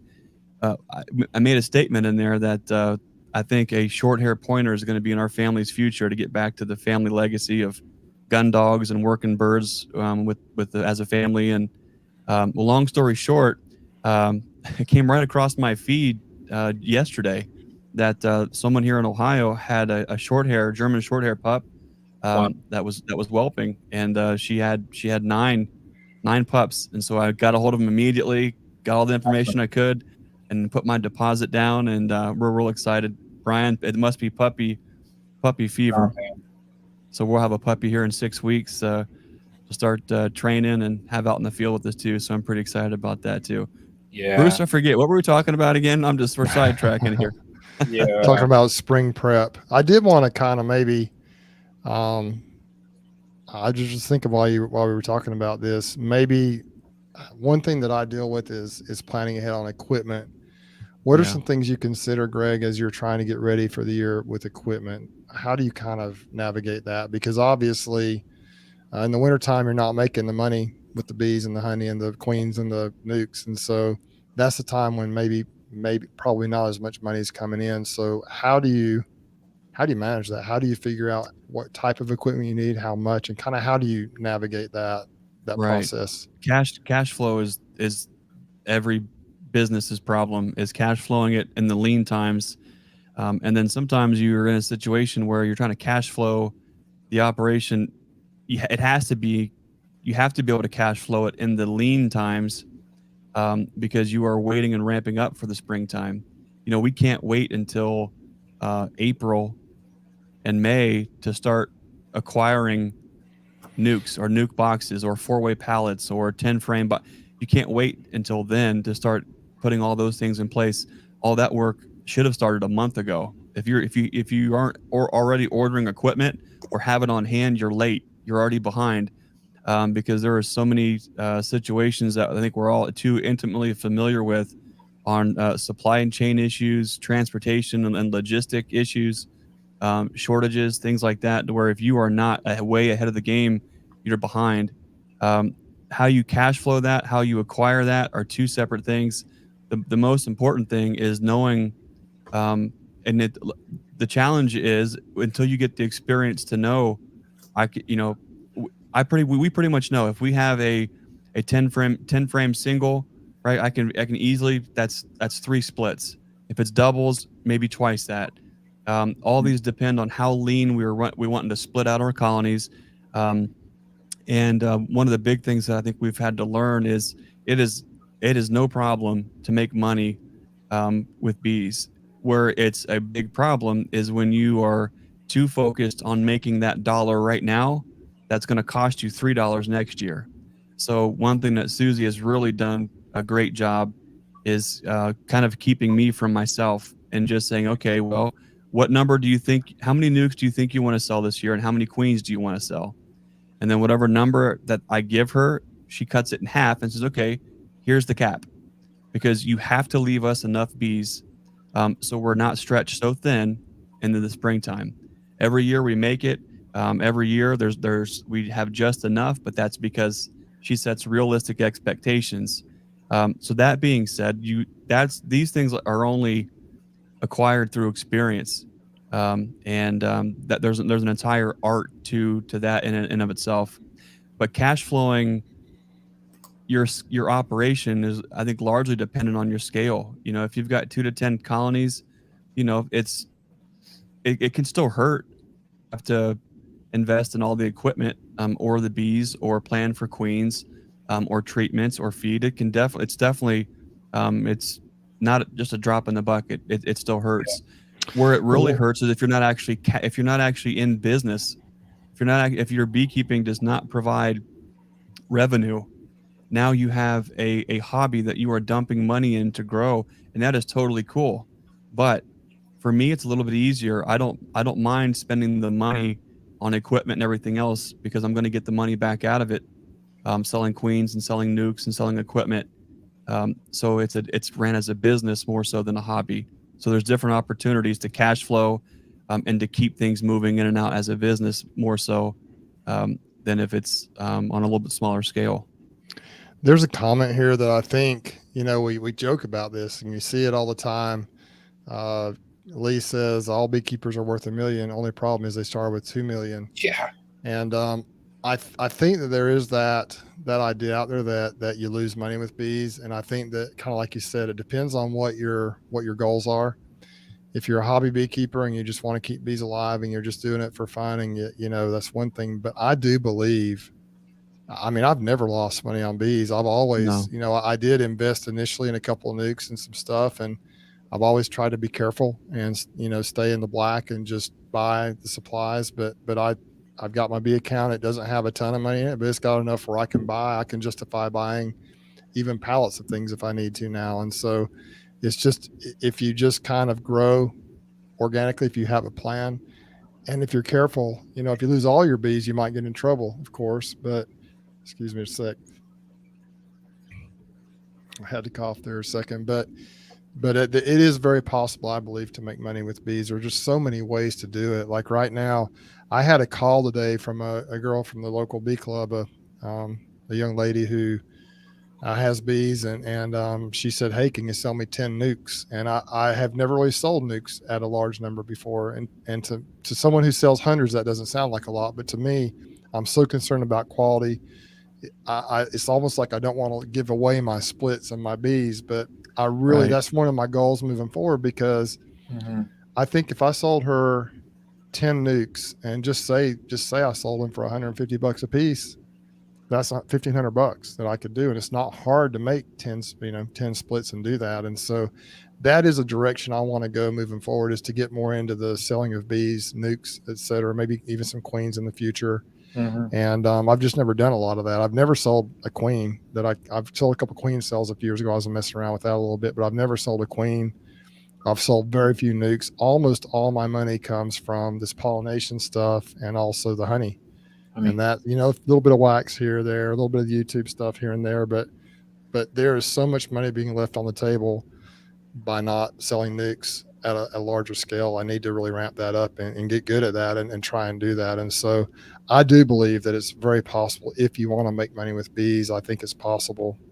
I know for sure in this area it would be, because it's just kind of a vacuum here, but I think almost anywhere you could make some money, but you just have to find the right thing for that area. Some areas are pretty saturated with beekeepers and commercial beekeepers everywhere, but some areas aren't. And so even in those areas, there are ways to do it. You just have to figure out what that niche is. And as a beekeeper, though, too, there, just because a certain area might be good for a honey crop or this, there are some of us that slinging honey is my least favorite thing to do. It's just some folks absolutely love it, and that's totally cool. But there's different ways to express the art of beekeeping, and I think we all find that thing. Some folks are absolutely passionate about woodenware only, that there, or feed, or just in this circle that we're currently in. Take Ricky and Ruth Rorick, for instance, horizontal bees. They are focused on the niche market of they're passionate about that. The horizontal bees, selling those horizontal hives, right? Bruce, you're out there slinging honey, and you might want to do this, and you might want to do that. Some folks are just when you find something that you're passionate about and that you can develop to where it can cash flow and be sustainable, not only physically but financially, opportunities just start happening over and over and over again. And for some folks, it's going to be nukes and queens. Some, it's going to be honey. Some folks are going to pull it off, and they're going to do a little bit of everything, or they're going to do a lot of all of that because they have experience and labor force. The thing is finding, first and foremost, what gets you excited about what do you want to wake up early and get out there and get going and put all that extra work in that nobody else in the world is willing to do. What is that thing about beekeeping for you? And that's where you dig in, because it takes an enormous amount of dedication, digging in, blood and sweat and tears to get any of this off the ground to where it even gets to that point to where it is sustainable. You are not going to, if you absolutely hate doing a certain thing in this, it's going to be very difficult for you to get it to the level to where it starts to make sense. So spend some time, honestly, saying, hey, what aspect of beekeeping do I really love? Am I really passionate about? And what am I good at? Not all of us, just because we're beekeepers doesn't mean we're all good at pulling honey or catching queens. You got to find what you're good at too. Yeah, here's a comment right here that kind of goes along with that. Hell Hive says, how many nukes versus how many bottles of honey equals $1,500? Well, there's your question. I mean, you can make $1,500 either way. And if you enjoy doing one more than the other, then pick whatever you enjoy the most. Obviously, 10 nukes is probably the easiest, right? But maybe what if those 10 colonies grew, if you really enjoy honey, if that's where your sweet spot is, no pun intended, maybe you could sell, maybe those 10 nukes could develop into double deep colonies and make you 3 boxes of honey a piece. So how much money would that be? So it's just kind of those things you have to weigh and figure out. I think that it's possible just to do a lot of different things, and you're doing that, Greg. You're doing a lot of things, and Brian, you too. We all have the potential to do it. But the beautiful thing about beekeeping is, just as you mentioned, Greg, you can figure out what things you dislike and what things you like. You have to do the basics. You have to do the things to keep your bees alive. But from that point on, you can decide what you want to focus on and do. And that's one of the coolest things about it. That's one thing I love about it is there's so many. I think a key word here is opportunity. There's so many opportunities with beekeeping. First of all, just the joy of working the bees. Brian talks about that, and so many people just love that. The therapeutic effects of beekeeping. Tim McCandless talks about how it saved his life. I mean, so passionate. But then on top of that, these bugs in a box can actually turn into a profitable venture for you if you decide to do that. So it's just pretty darn cool. The whole thing is pretty darn neat. I really like it. Yeah. If you think about it, though, just to step back at my scale, and for anybody that's just going to think about starting, learn how to keep them. And then really, like the two above me, if you want to get to the point where they're at, when you keep them, they've said, you can make some money out of the bees. Bees are going to be bees. You learn how to manage them, you learn how to keep them, and the bees are going to be bees, and you'll see, start with your 2. If you have 2, and I've seen a couple people in here comment this year plan on getting to 4. Yeah. Keep the bees, learn how to keep them, learn how to manage them. And, for your area, don't, if you see me doing something 3rd week of April, whatever, not unless you're probably in my same county, you're probably not going to be beekeeping the same exact as me, but learn your area and learn when, if you are looking at the supplements and all those type of things, learn when you potentially might need them. And the bees are going to be bees. Once you learn those basic principles and how to keep them, you'll have 100 and, however many colonies, Bruce has. You'll have, pallets upon pallets, like Greg. So, yeah, I wanted to put this comment here by Tim, because Tim is one of my earliest mentors. He's up in Indiana, northern Indiana, and he is a unique beekeeper in that he runs a 3 deep colony configuration. And if you look at I haven't seen a lot of videos from him. He doesn't put a lot of stuff out there because I think part of it is so many people just criticize him off and on, but the guy knows what he's doing. He's got a couple of hundred. Last time I talked to him, he had a couple of hundred of these. I call them mega hives, just 8, 9, 10 boxes deep with the 3 deep system. And he's figured that out and it works well. But I think it's the genetics in his local area. I think he started off with cutouts of just some monster hives, and he's utilized those genetics, and he doesn't treat, he doesn't feed, but he just manages them, kind of lets the bottom 3 boxes be the bees area. They just keep their own, they keep it alive. They just do what they're going to do. They store it. He doesn't mess with them a lot, but then he stacks the honey on. He just he has a method that works for him, and you can't argue with success. And so I thought it was interesting. He said that, he focuses on the honey. He does get some quick money, I guess, in the spring, but honey is where he makes his money. And I think he's full-time beekeeper, commercial guy. And so many ways to do it. And someone in here mentioned, I think Brian Lee mentioned a little while ago, and about a double deep system. Do you reverse your boxes? I did want to address that question for Brian. Yeah, I saw that. Tim right here, he says, that's how Tim does it. Don't forget 20 years treatment free and 0 feeding since 2006. So that's just his system. It works. He's just developed a line of bees, and he that's just what he does, and he's very successful at it. So listen, if someone is successful, however they do it, I'm not one to be critical of what they're doing. If they're telling people what to do and they're killing their bees every year, they're not all dying every year, and they're still telling. But if someone is successful, then who am I to tell them one way or the other? And Tim has been a good mentor towards me. I still utilize some of his principles in what I do. I still do some things like he kind of taught me to do. I just can't get my genetics down here to do what his will do. I mean, I had one colony that was phenomenal. That first year he showed me, the first one I picked to do, and I haven't been able to duplicate that since. But man, he's got something rolling on. But the question on here, and we can address it real quick, is kind of off the point a little bit. Brian Lee asked the question for double deep colonies. Do we reverse the boxes? Greg, you don't run double deep colonies, do you? Are you typically a single deep guy? No, we run a lot of doubles, and then a little bit, and then some, just as resources to be able to shake bees out of or move bees around, make splits for the extra brood. But as far as what comes through the winter into the spring, to reverse, we still end up having some things, especially the nukes, or a lot of times in doubles. I've kind of got mixed feelings on that, because sometimes when they're up top, I end up having a conversation with myself, asking myself, Greg, are you reorienting this box because you're a control freak and you want the queen and the brood to be below so they start working and putting the extras on top? Are you rushing them? Are they going to go back down?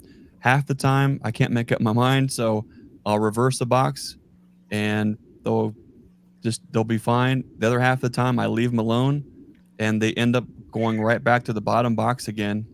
Once that top box is full of resources, what they're hot and heavy to do, next thing you know, she's back in the bottom box laying up a storm, and they've equalized that configuration themselves. So sometimes I don't know. If I'm in a hurry and I've got to have it a certain way, I'll flip them. Otherwise, they seem to do it. They seem to do a pretty good job of reversing themselves.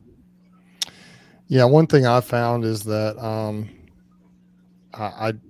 if I don't reverse them, it's like you say, sometimes they will drop down, but sometimes they just don't drop down.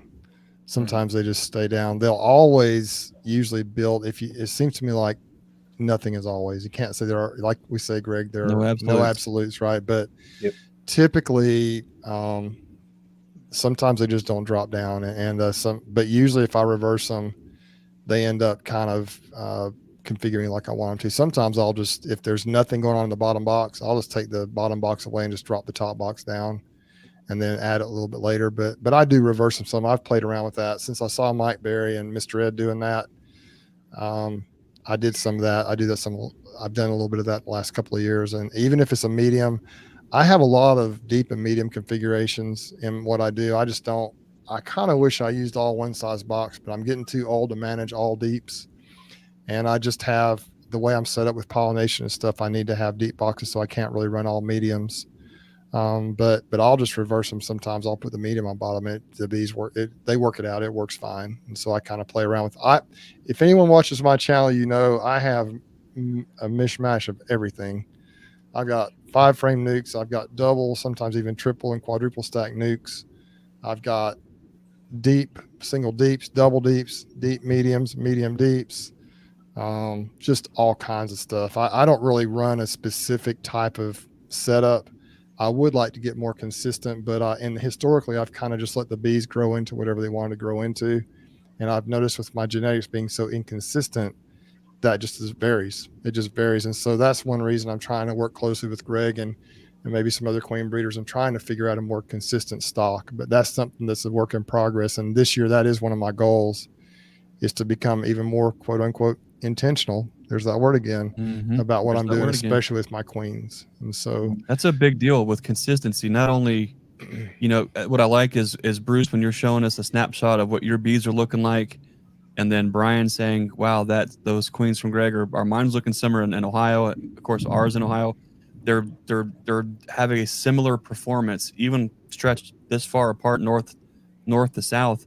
But I think what's so exciting, Bruce, is when you start to see consistency with your queen line, that's going to have so many positive outcomes because of that. Because now you can start to get a little bit more uniform and consistent with how many frames of brood, how many frames of honey. You can start to put a plan in place, be intentional with your time, because there's nothing. If there's one thing that I absolutely cannot stand in a bee yard, is if things are just the roller coaster, right? That's one of the hardest part about raising nukes and queens and having some that are production hives, is you might have one that you just dropped a cell in yesterday. You might have one that's coming back on a mating flight today. You might have some that are ready to go as nukes. That not having them all streamlined, it takes an enormous amount of energy to stay on top of.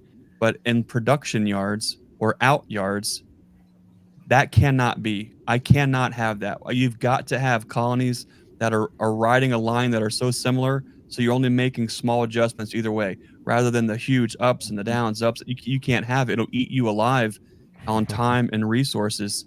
So creating consistency with those queens, I'm excited for you, Bruce, because I think you're going to start finding consistent results in performance and production, which is also going to help you be more intentional with your time, with your resources, with your goals with those colonies.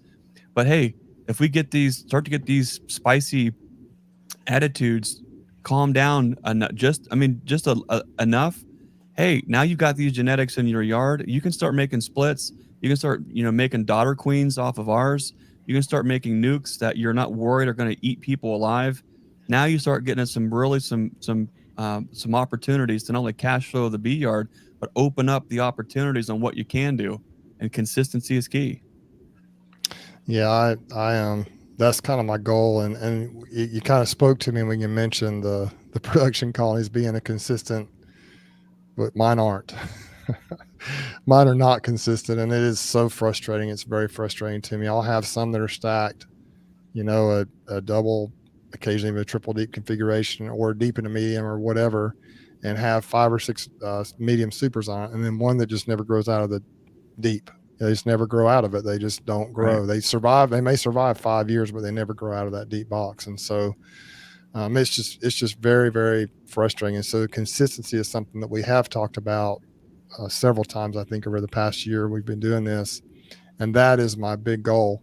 And I've even from the same queen breeders before, I've had issues with inconsistent results. I'll buy queens I bought them from some of the biggest queen breeders out there. And if you order 10 queens, you'll have, sometimes you'll have, 4 or 5 that are really good. And then you'll have 2 or 3 that are just average. And then you'll have 2 that die out, or 3 that die out. And so, it's just like, I just want to get queens from a source and have those bees act the same. And, obviously every colony has its own personality, is a little different, but I just want to be able to say, this is a queen from this guy, this person, this queen breeder, and this is what I expect it to look like and do. That's all I'm asking, is I want them to do that. And so far now, like I say, we're just in the middle of winter. So far, yours are pretty much doing that. I will tell you too that Lappy's Bee Supply in Iowa had very good results with them, very consistent results. They have Italians and Carniolans, and they pretty much did what you think Italians and Carniolans will do, the ones that I bought. And I put those in a late August, really hard, difficult situations. And some of those kind of like yours didn't make it because I put them in really difficult situations, but the ones that did do well have done well. And if you watch my most recent video, or not the most, my most recent one, where I did the 12 colonies in 8 minutes or whatever it was called, the first one was probably a daughter off of a Lappy's queen Carniolan. And I split that last summer and put your queen in the next one to it. And so that's kind of those two side by side, and they actually look a lot alike, to be honest. And they're doing well. But I think that one, the first one I went through, is actually probably a daughter of that original queen. So those are the I want those kind of bees that, for the pollination, you need them to build up. But even here, I think, even if they are Carniolans and have some Carniolan influence, I think if you feed them, if you stimulate them, I think they'll go ahead and grow a little bit earlier than they probably would up north, or if you don't, right? So I think they'll do that. But the Italians, of course, just go crazy. They just, there's almost too strong sometimes. And so it's a consistency. Yeah. It's a thing I want to try and establish. And I look forward to working with you moving into the future, Greg. And I've got some other ideas I'll talk to you about later, just some things to really help just to have a better quality bee here, a more consistent queen line is what I'm looking for. So, wow, we've covered a lot of topics here, and we still have 178 folks on here. We're just scratching the surface, but I like that we're bringing a lot of these, we're planting the seeds for these ideas now, even if it's not as hot and juicy of a topic as how we're going to get in and make this 2-frame split and all the exactly how we're going to do it. We'll get to that later in the year, but if you don't start and build the fundamentals now, and you don't put the plan in place now, and you don't start thinking about the strategy, knowing that context is key, Here's the consistency that we're looking at. Here's the plan. Here's where we want to go and why. As simple as that sounds, that can make or break your year. Even if you only have 2 colonies, you know, how many folks spend 30 minutes with the lid off per colony, and they get to the point to where they have they get in there and they're thinking, okay, now what, right? And then it's a problem. There's a lot of things you have to learn, a lot of things you have to figure out, and it's a process, but that's a big thing. Speaking of that, Greg, I'd like to kind of tell a story here. Some folks may know this story, but most probably don't. You just talked about something that just kind of hit home with me. Something I recall from a couple of years ago, 2 or 3 years ago. We've all met Don Beard and we've all met Michelle Irwin at Hive Life, right? We know Michelle and Don. They both live up in the Birmingham area, not far from Brian Lee as well. 2 or 3 years ago, Michelle sent me an email, and she what had happened to her was exactly what you described, where she was, can you guys hear me okay? So, yep, Brian muted is okay. She had inherited at least 1, if not 2 colonies of bees, and went out there. I guess she probably dressed up, suited up, got her bee suit on, and broke into those colonies, and was completely overwhelmed, had no idea what to do. And she was just, kind of almost threw her hands up in the air, like, what do I do? Yeah. So she sent me an email and said, is there anything you can do to help me? She's like, I don't know what to do. And I could tell she really wanted to be a beekeeper, just did not know how to handle the situation. I think it was probably a double or triple deep, a monster colony.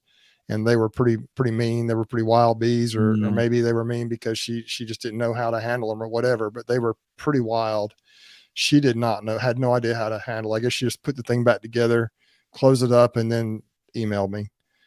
Well, I live about 3 hours away from there, and so I couldn't get up there to help her, but I did know Don Bearden is nearby there. He's not far from Birmingham up there, and I'm not sure exactly how far they are apart, but it's much closer than here. So he's within a not too far of a distance. And Don has some health issues, but he was willing to go. He said, look, I can't do a lot of the physical stuff, but I'll be glad to help walk her through what to do. So he met her and a friend over there, and he has become her mentor. And now Michelle is successful. You have some of her honey. I think her honey is the Tootsie's honey that you mentioned. Oh, and that's Michelle's honey. And so she has been successful now for a couple of years. She helped me harvest some honey, and she is a successful beekeeper now. But it's because she was willing to break in there, and she had someone who was willing to mentor her, to help her learn what decisions to make. And she made some splits, and now she's a successful beekeeper. And every once in a while she'll call me or text me and say, hey, what do I do here? And between Don and me and others, she's been able to be successful, and we've all learned together through this process. And so I think that's something that can happen. You said that sometimes we can get in a colony as new beekeepers, or even experienced beekeepers, just throw our hands up in the air. What do I do? Well, because of good mentors and good people out there, we can succeed and find answers to those questions. And I think hopefully, this beekeeping chat is helping do that a little bit, helping, number one, encourage people in their goals and their dreams and what they want to accomplish. And number two, maybe help them provide some strategies or some ideas of what to try and what to do in your own operation. But the bottom line is, in becoming intentional with what you're doing and becoming goal oriented, you have to decide for yourself what you want to accomplish. And it, like I say, we've talked about how that changes as a moving target. It's a moving goalpost all the time, but as we begin to iron it out, narrow it down, we can kind of gain more of a vision of where we want to go and accomplish those goals. And so I thought that was a pretty cool story that I thought I'd share with you guys. And I think Michelle and Don will both be okay with me sharing that. But I got on the phone with Don. I don't know if I'd ever talked to him before that. He's always commented on my videos. He's like, sure, I'll help her. I'll do what I can. So it was pretty cool. That's why I love this whole community. Absolutely. I saw a couple of questions here. I don't know where they went. Folks, we really appreciate all you guys being on here and the questions you've asked. If we've missed some, we apologize. This thing just moves so fast through here. And sometimes we miss some stuff. Oh, one question, I can't remember who asked it, was, did I send any of those any of Greg's queens out to California? If so, how did I build them up? The answer to that is no, I did not. I intentionally kept them back here with me. Scare me, Bruce. I kept them back here with me it'll break my heart intentionally. if you do I that. brought them back here intentionally to make sure that I get them through the winter and see how they do in the spring. It's an experiment. I want to see how they do and see how that, what they do in the spring. And so, no, I did not send any of Greg's queens out to California. They would do fine. I just don't. Greg, we all know what happens out there. Greg's scared of California. He's scared of those bees out there. I tell you why I'm scared is spending time with Bob Benny and Chris Werner, and Chris Werner looks at me and says, "Don't send a colony of bees out on almonds that you're not willing to lose." That's all I needed to hear from me, and so that's why I'm scared to death, just because I get it. It's a way to cash flow.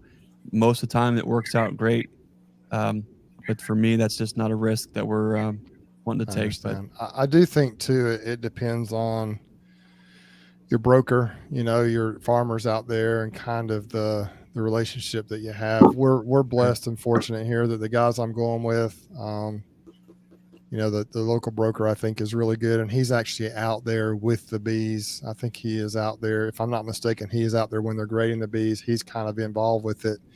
And the pictures I showed earlier in the chat, Tyler's out there actually looking at the bees and seeing how they're looking. And so we've got some local people who are kind of hands-on, out there with the bees and checking on them. And obviously the farmer, they can get into stuff, and there are other bees out there, so it can become an issue. But hopefully, because this particular broker is sending out several truckloads, hopefully our bees are pretty consistent, with how they're treated in preparation to go, and hopefully they'll be okay. But, we've talked about this some, Greg, offline, about some concerns I've had. And so I don't know, maybe there are some issues with it, but so far it does definitely give a shot in the arm to help me be able to feed the obsession moving forward, because that check that comes in is pretty nice. But then again, you gotta do what's right for you and the bees, we've also talked about most things. We've also talked about if you make one split and sell a nuke, that's about the same amount of money as if you really what easy you to get do from the pollination. So that's another option. But then the thing about this is you can send them out theoretically and come back and make a split and still sell that nuke. So there's all kinds of things, but everybody's got to figure out their own thing. Brian, what do you have for us, man? You look like you're gonna fall asleep down there. He's got that dog, man. The puppies keeping you awake. Puppies keep you awake at night, man. Guy's gonna have me tired. It's okay. No, I tell you, like right now, I'm in like a holding pattern. So I'll figure it out here soon, though. I know, and it's got to be soon, just because. We're going to be entering into February, so I'm going to have my plan in place for what direction I go. So, but yeah, it'll be fun. Regardless of what I do, whether I have 11, 15, 20, 30, or whatever, it'll be a good year. It's going to be a good year. So I'm really happy with, overall last year, not only the bees, but just with couple of the additions that I made.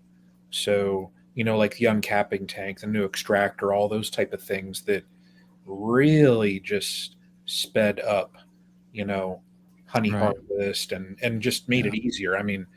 Everybody knows when you're like Greg, you say, when you're slinging honey,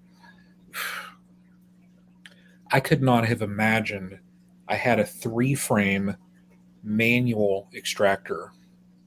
And if I had to sit last year with, I think at one point I had, 19 or 20 super stacked up. If I had to sit with a 3-frame manual extractor, no. So overall last year it was a good year, and I think it's got my apiary. I'm sitting in a good spot. So we'll get it figured out, though. We'll get it figured out, and it'll be fun. Regardless, it's going to be fun. It'll be a good year. Yeah, it will. It's going to be a good year. Yeah. Yeah, I'm excited about it, and it's amazing every time I buy a new piece of equipment. Because we probably extracted hundreds, if not thousands, of frames back when I was just, I was barely getting, that 40, 50 colony range, maybe not even that many colonies. But we used a 3-frame hand crank extractor to do that. And hundreds and hundreds of pounds of honey doing that. And when I ordered the 20-frame extractor that I use now, it was a game changer for sure. But even that got to be too small. And then because of good friends and Rusty, my good buddy that has the space, and he had a 30-frame license. We put our 2 lines together. If you go back and watch my honey extraction videos, and now we can go double time and go really fast with it, even though we're still getting on the edge of that, being able for that to be fast enough. And so, the bottling tank I have, every expensive piece of equipment we've gotten has been a great value to us, but it's just hard to pull that trigger sometimes. But it is. As you grow, the equipment is worth it. Even if you get a smaller extractor, that's a good quality extractor, it's worth doing that sometimes, but you just have to weigh the pros and cons again. But Brian, I think you've done it in a lot of ways. You've done it right because you've been careful about your purchases. You've been careful about everything you've done.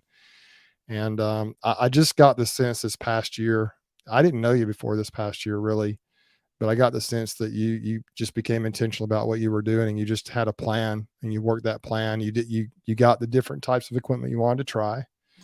You got the different types of bees you wanted to try. You tried different things. You fed, you tried feeding different ways and treating different ways and doing different things. But it really, of all the people I've seen, you just had a plan. I mean, you just had a plan and you worked your plan. And that's one thing I was really impressed with about you. I think people, when they watch my channel, they probably think, my gosh, this guy's all over the place. What's he doing? Because I am all over the place doing all kinds of things, because I've got my backyard bees, which is like my hobby bee yard.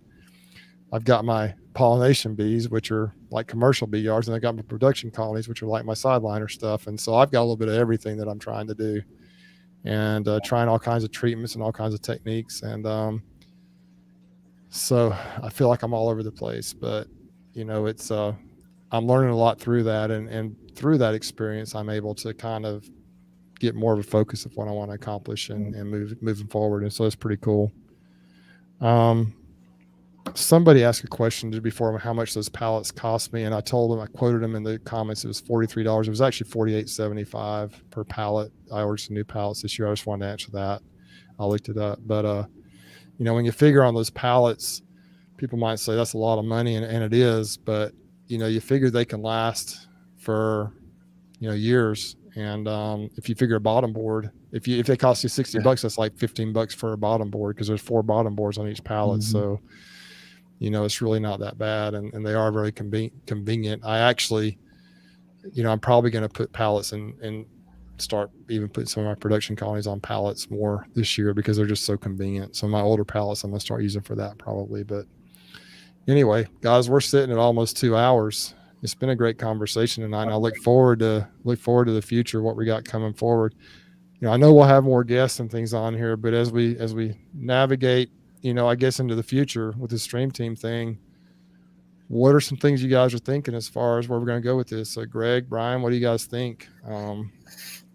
I've got all kinds of hopes and aspirations. I think we're just going to continue to grow and hopefully continue to help pull the beekeeping community together.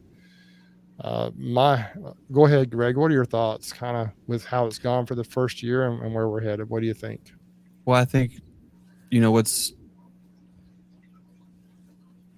great about what we are doing and what we've done is a lot of folks have seen that, have started chats of their own style of chats, their own thing.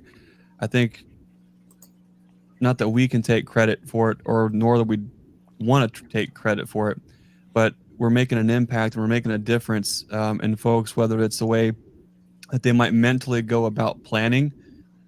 Maybe it's about how they're going to be intentional. Maybe it's about how they can get together with a couple guys on a screen and talk about bees, 3 times a week for eight days of the week. It seems like there's a place and a niche for everything, for everybody. There's plenty of room at the table. And I think what's fun about what we do is, not only do we want to see the 3 of us do well, we want to see everyone who is watching in the comments do well. It's not a competition. It's not a contest. If it is, it's just with you and your own journey. And I think what's neat about that is we have 3 you know, we have a lot of underlying and common threads doing all the things that we do with bees, but we also are on our own journey and path doing it. And so when we can come together as the stream team, we can share that journey with folks all across the world, and just honestly and humbly share what it is that we're doing, thoughts that we have about it, and do that in a way to where we can plant some seeds for folks as they develop and they grow in their journey. It's not about being right. It's not about being an authoritative voice. It's not about being my way or the highway. It's the complete opposite. There's nothing that I'm attached to that I do with my beekeeping that I can't walk away from tomorrow or next year if I find that there's a better way to do it. That's just a fact. And so I'm looking forward to seeing what we do all individually as we grow and we walk out what we're talking about. And I think that's going to be a neat thing, a neat opportunity for folks to see each individual channel as a beekeeper, what we do, how we do it, and talk about it and communicate that together, and how we can be a lighthouse to other folks as they are either just starting off or they're in that dangerous, vulnerable spot where they're trying to figure things out and they're looking for guidance. So I'm looking forward to, you know, there is an enormous amount of interviews, guest shows everywhere on not only beekeeping but every other topic, and I think there's a place for everything. But what I'm most interested with the stream team is sharing what we are individually doing, what we're doing together, and keeping that style of content moving forward, because it's kind of like it's a threefold check-in with all of our goals and context and whys, and I think that's able to translate it. There's something to learn from every single aspect and vantage point here that anyone and everyone can pick and learn from, and them too. So I'm looking forward just to seeing as the stream team develops as the trio, what we kind of do with that together moving forward the rest of the year. Brian, what are your thoughts? I'm excited to see what happens this year with the stream team. I am. So, but yeah, like everybody, like Bruce said, you know, if you all have some ideas, thoughts, toss them our direction. Throw them in the comments. You know, if you're watching this stream or, you know, you watch this afterwards, throw it down in the comments and just give us some feedback, because, you know, like I even say at my work, hey, give us that feedback, because how are we going to learn? How are we going to grow? Absolutely. So, Yeah, I see Stan on here from Texas Friendly Beekeepers, and one thing that Stan, and guys, I would encourage you, if you have Facebook, to go sign up and try to join that group on Facebook, because Stan he's created a nice community there, really along the same lines of what we're trying to do, where it's just friendly, you know, Texas friendly beekeeping. If you're coming in to argue and fight and tell people they're wrong, you know, you're not going to be in there very long. And that's how we feel about this as well. This is not a my way or the highway. It's not, you know, this product or that product. We do talk about things, different products that we like, and we'll, you know, if we use them and they are successful for us, we'll talk about them. But we're not trying to necessarily push or promote any particular thing, any particular technique or method of beekeeping. We're not trying to push any particular product. We're just trying to help encourage folks to be successful and help people on their path in beekeeping and in life, honestly. And I think I like the fact that Stan put a comment in here about the time I was thinking about this, is that because he does not tolerate any negativity, you'll be gone so fast. And that's kind of how we feel about it. It's all about helping each other and being positive and having be the lighthouse. That's kind of the theme that we have adopted here, Greg, from Nature's Image Farm. You know, that's what we're trying to do. And I do love the fact that we just have hit it off so well. For those, as we wrap it up here, for those who may not be familiar with our story, back before Hive Life of last year, that would be, I guess, around November, December of 2021.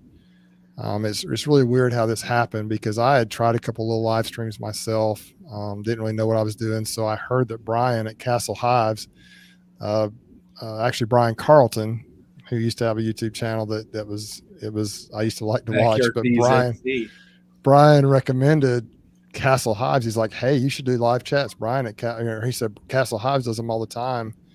You should. And so I actually reached out to Brian, and he said, sure. He's like, let's do it, and kind of walked me through the process. Was very helpful to get set up with the technology and everything to do it. And then we did one together. And Greg, not about that same time, right before Hive Life, said, hey, would you like to do a podcast at Hive Life? Just out of the blue. I didn't know who Greg was. I'd seen him, a couple of videos of his pop up, but I really didn't know who you were, Greg. And that all happened about the same time. And then lo and behold, that first stream that we did together with Brian, he invited some guests on there, and Greg was on there as well as some others. And so it just we kind of hit it off. And then we met last year at Hive Life, and it's just kind of turned into something that we think is kind of special. And we appreciate it. We couldn't do it without all the folks in this, in the comment section here. We really appreciate everyone for coming on and for your support. There's been a lot of fun times, and we anticipate many more as we grow and continue to try to do what we can to help everyone succeed and share our journey as well. So, Bruce, do you have any videos or anything coming up this week? Well, just I've got some things and coming up that I'm thinking about, but I kind of, I did some Stream Team Nuggets, and I plan on doing some more of those. But I just think that my more popular content has been just when I'm getting in the colonies, explaining what I'm doing, and so I've just put out a few of those recently. And if you go watch those, some of the pollination stuff, and then just the going in the colonies, those seem to be great. Those ones where I just pop the lids open and show you what's going on. I think that's kind of cool to see and it's interesting to me too. So I'm like, well, hey, people might think that's interesting. And so that's one of the reasons I do that. The other night when I was up in Ozark, it was getting dark. It was after work. It was kind of late. I didn't plan on doing a video, but when I popped open the first colony, I'm like, okay, I've got to do a video. So that's when I just started popping open tops, and I was holding my phone and didn't have any setup, didn't have my new mic or anything to use. And I just went through them, and that raw footage sometimes ends up being the best. But I do have one coming out from yesterday. I was over at Honey Hill Farm. It's a location where I manage some bees for a friend of mine, and he pays me a fair amount to be able to manage his bees, and it works out well. But that video is in process of being edited. I started working on it today. And so hopefully by the end of the week, I'll have that out, and I'm just going to keep throwing them up. I bought a new computer. Awesome. I've got a MacBook, and so I can take it to work with me. And that's how I've been able to produce more videos, because at lunchtime, I pretty much just eat my lunch and I work on videos every day. And so I can get in, 4 or 5 hours of editing time at lunch. Keep the glass of water away. Don't ask me how I know. I have a cup, kind of like this that I use, and Ryan's got a new cup now too. It tips over the lid, keeps it from spilling, but I haven't had that problem yet. I just kind of, a lot of people go down to the cafeteria, go out to eat, but I just sit in the department there, and I'll bring my lunch and I sit there and edit. I love it. And get to work. That's good. It's fun. So anyway, that's kind of what I have planned for the future with the channel, and just hope we can continue to grow. And I'm almost obsessed. People know I'm almost obsessed with YouTube as I am with the bees. I love trying to figure it out, and it can be very frustrating, and it seems like it's growing agonizingly slow, but I'm just trying to figure it out and try to produce content that people want to watch, whether it's really professionally edited type stuff or just raw cut stuff. I'm just throwing it out there and seeing what sticks, I guess. Brian, what about you? What's coming up for Castle Hives the next week or two? Puppy photos, lots of puppy photos. I hope puppy photos. Yes. No, I just checked my colonies. Man, I'm trying to think. It's been a couple days ago. Was it Saturday? I think it was Saturday. So at this time of the year here, I really only have been peeking. I've been checking the fondant every 2 weeks. I've got 3 or 4 colonies that are about on the last little sliver bit of fondant. So probably next inspection, I'll replace fondant in 3 or 4 colonies. So that'll be, I think that would make 7 of the colonies that will be working on their second patty. So, but yeah, that's about all I've got going on right now. So other than puppy duty. That's like having a kid. How about you, Greg? Well, Susie and I are excited about the freshening up of the Nature's Image Farm podcast. So we've got a lot more homestead and farm talk coming up. The whole thing's bees, homestead, large family living, to be out on our podcast and YouTube channel. We're making some headway. I'm at the new supply shop and classroom, just getting things framed out and getting things ready for April. So we're really excited about that. I've got some cool videos. As soon as I can hopefully get the rest of this coffee sopped up all over everything and make sure everything's good. I'm trying to get everything set up here to make editing go a lot faster. But I've got some really neat the Hive Life video series that's over the next. It's probably going to take. There are so many interviews. It's going to take probably 3 months to get everything out. Even if I have one go out a week with just some. Just, Bruce calls them nuggets. There's a lot of truth bombs, just a lot of mic drop kind of things where you're just like, whoa, what did they just say? One that comes to mind is one coming up with Ian Stepler, talking about is there actually balance to find with all these things as we grow a family and try to raise a family and raise and grow a business at the same time? Can balance even be achieved? What does that look like? How do we keep treading water? How do we keep everything moving forward? Some really, really deep thought on some things that are really important that we don't get a lot of time to talk about. So I'm looking forward to having a lot of new Hive Life interview series videos coming up where we tackle some pretty interesting and deep thinking thoughts when it comes to the beekeeper and beekeeping. That's coming up. And right now we're just we're busy taking orders for packaged bees and nukes and queens. If you're in Ohio or surrounding states, we have folks driving as far as 14 hours this year to come pick up nukes, and we have queens that are getting shipped all across the country. Wow. So if you're interested in these genetic lines that we're running, and you'd like to get some nukes or some queens, you can find us at nature'simagefarm.com. We're still taking orders for those. We're taking orders for the Georgia package bees, if that's your speed, and those are going to be available in April. On top of that, there's just a lot of other things on the website that we believe in, that we use, that we speak to. That's what we kind of carry on our website, and you can find all things Premier frames and foundation and Hive Alive and wax dip boxes.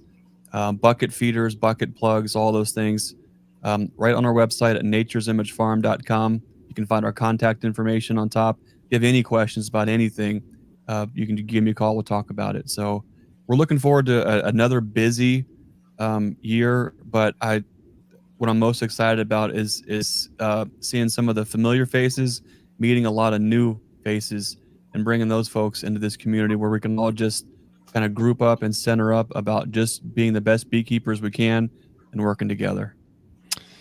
Greg, I wanted to mention too that you're right about the stream team segments we did. One of them was with Ian, and then we also the one we did with Mr. Ed, where he talked about the divine nature of things. That was that was just top notch, man. Yep.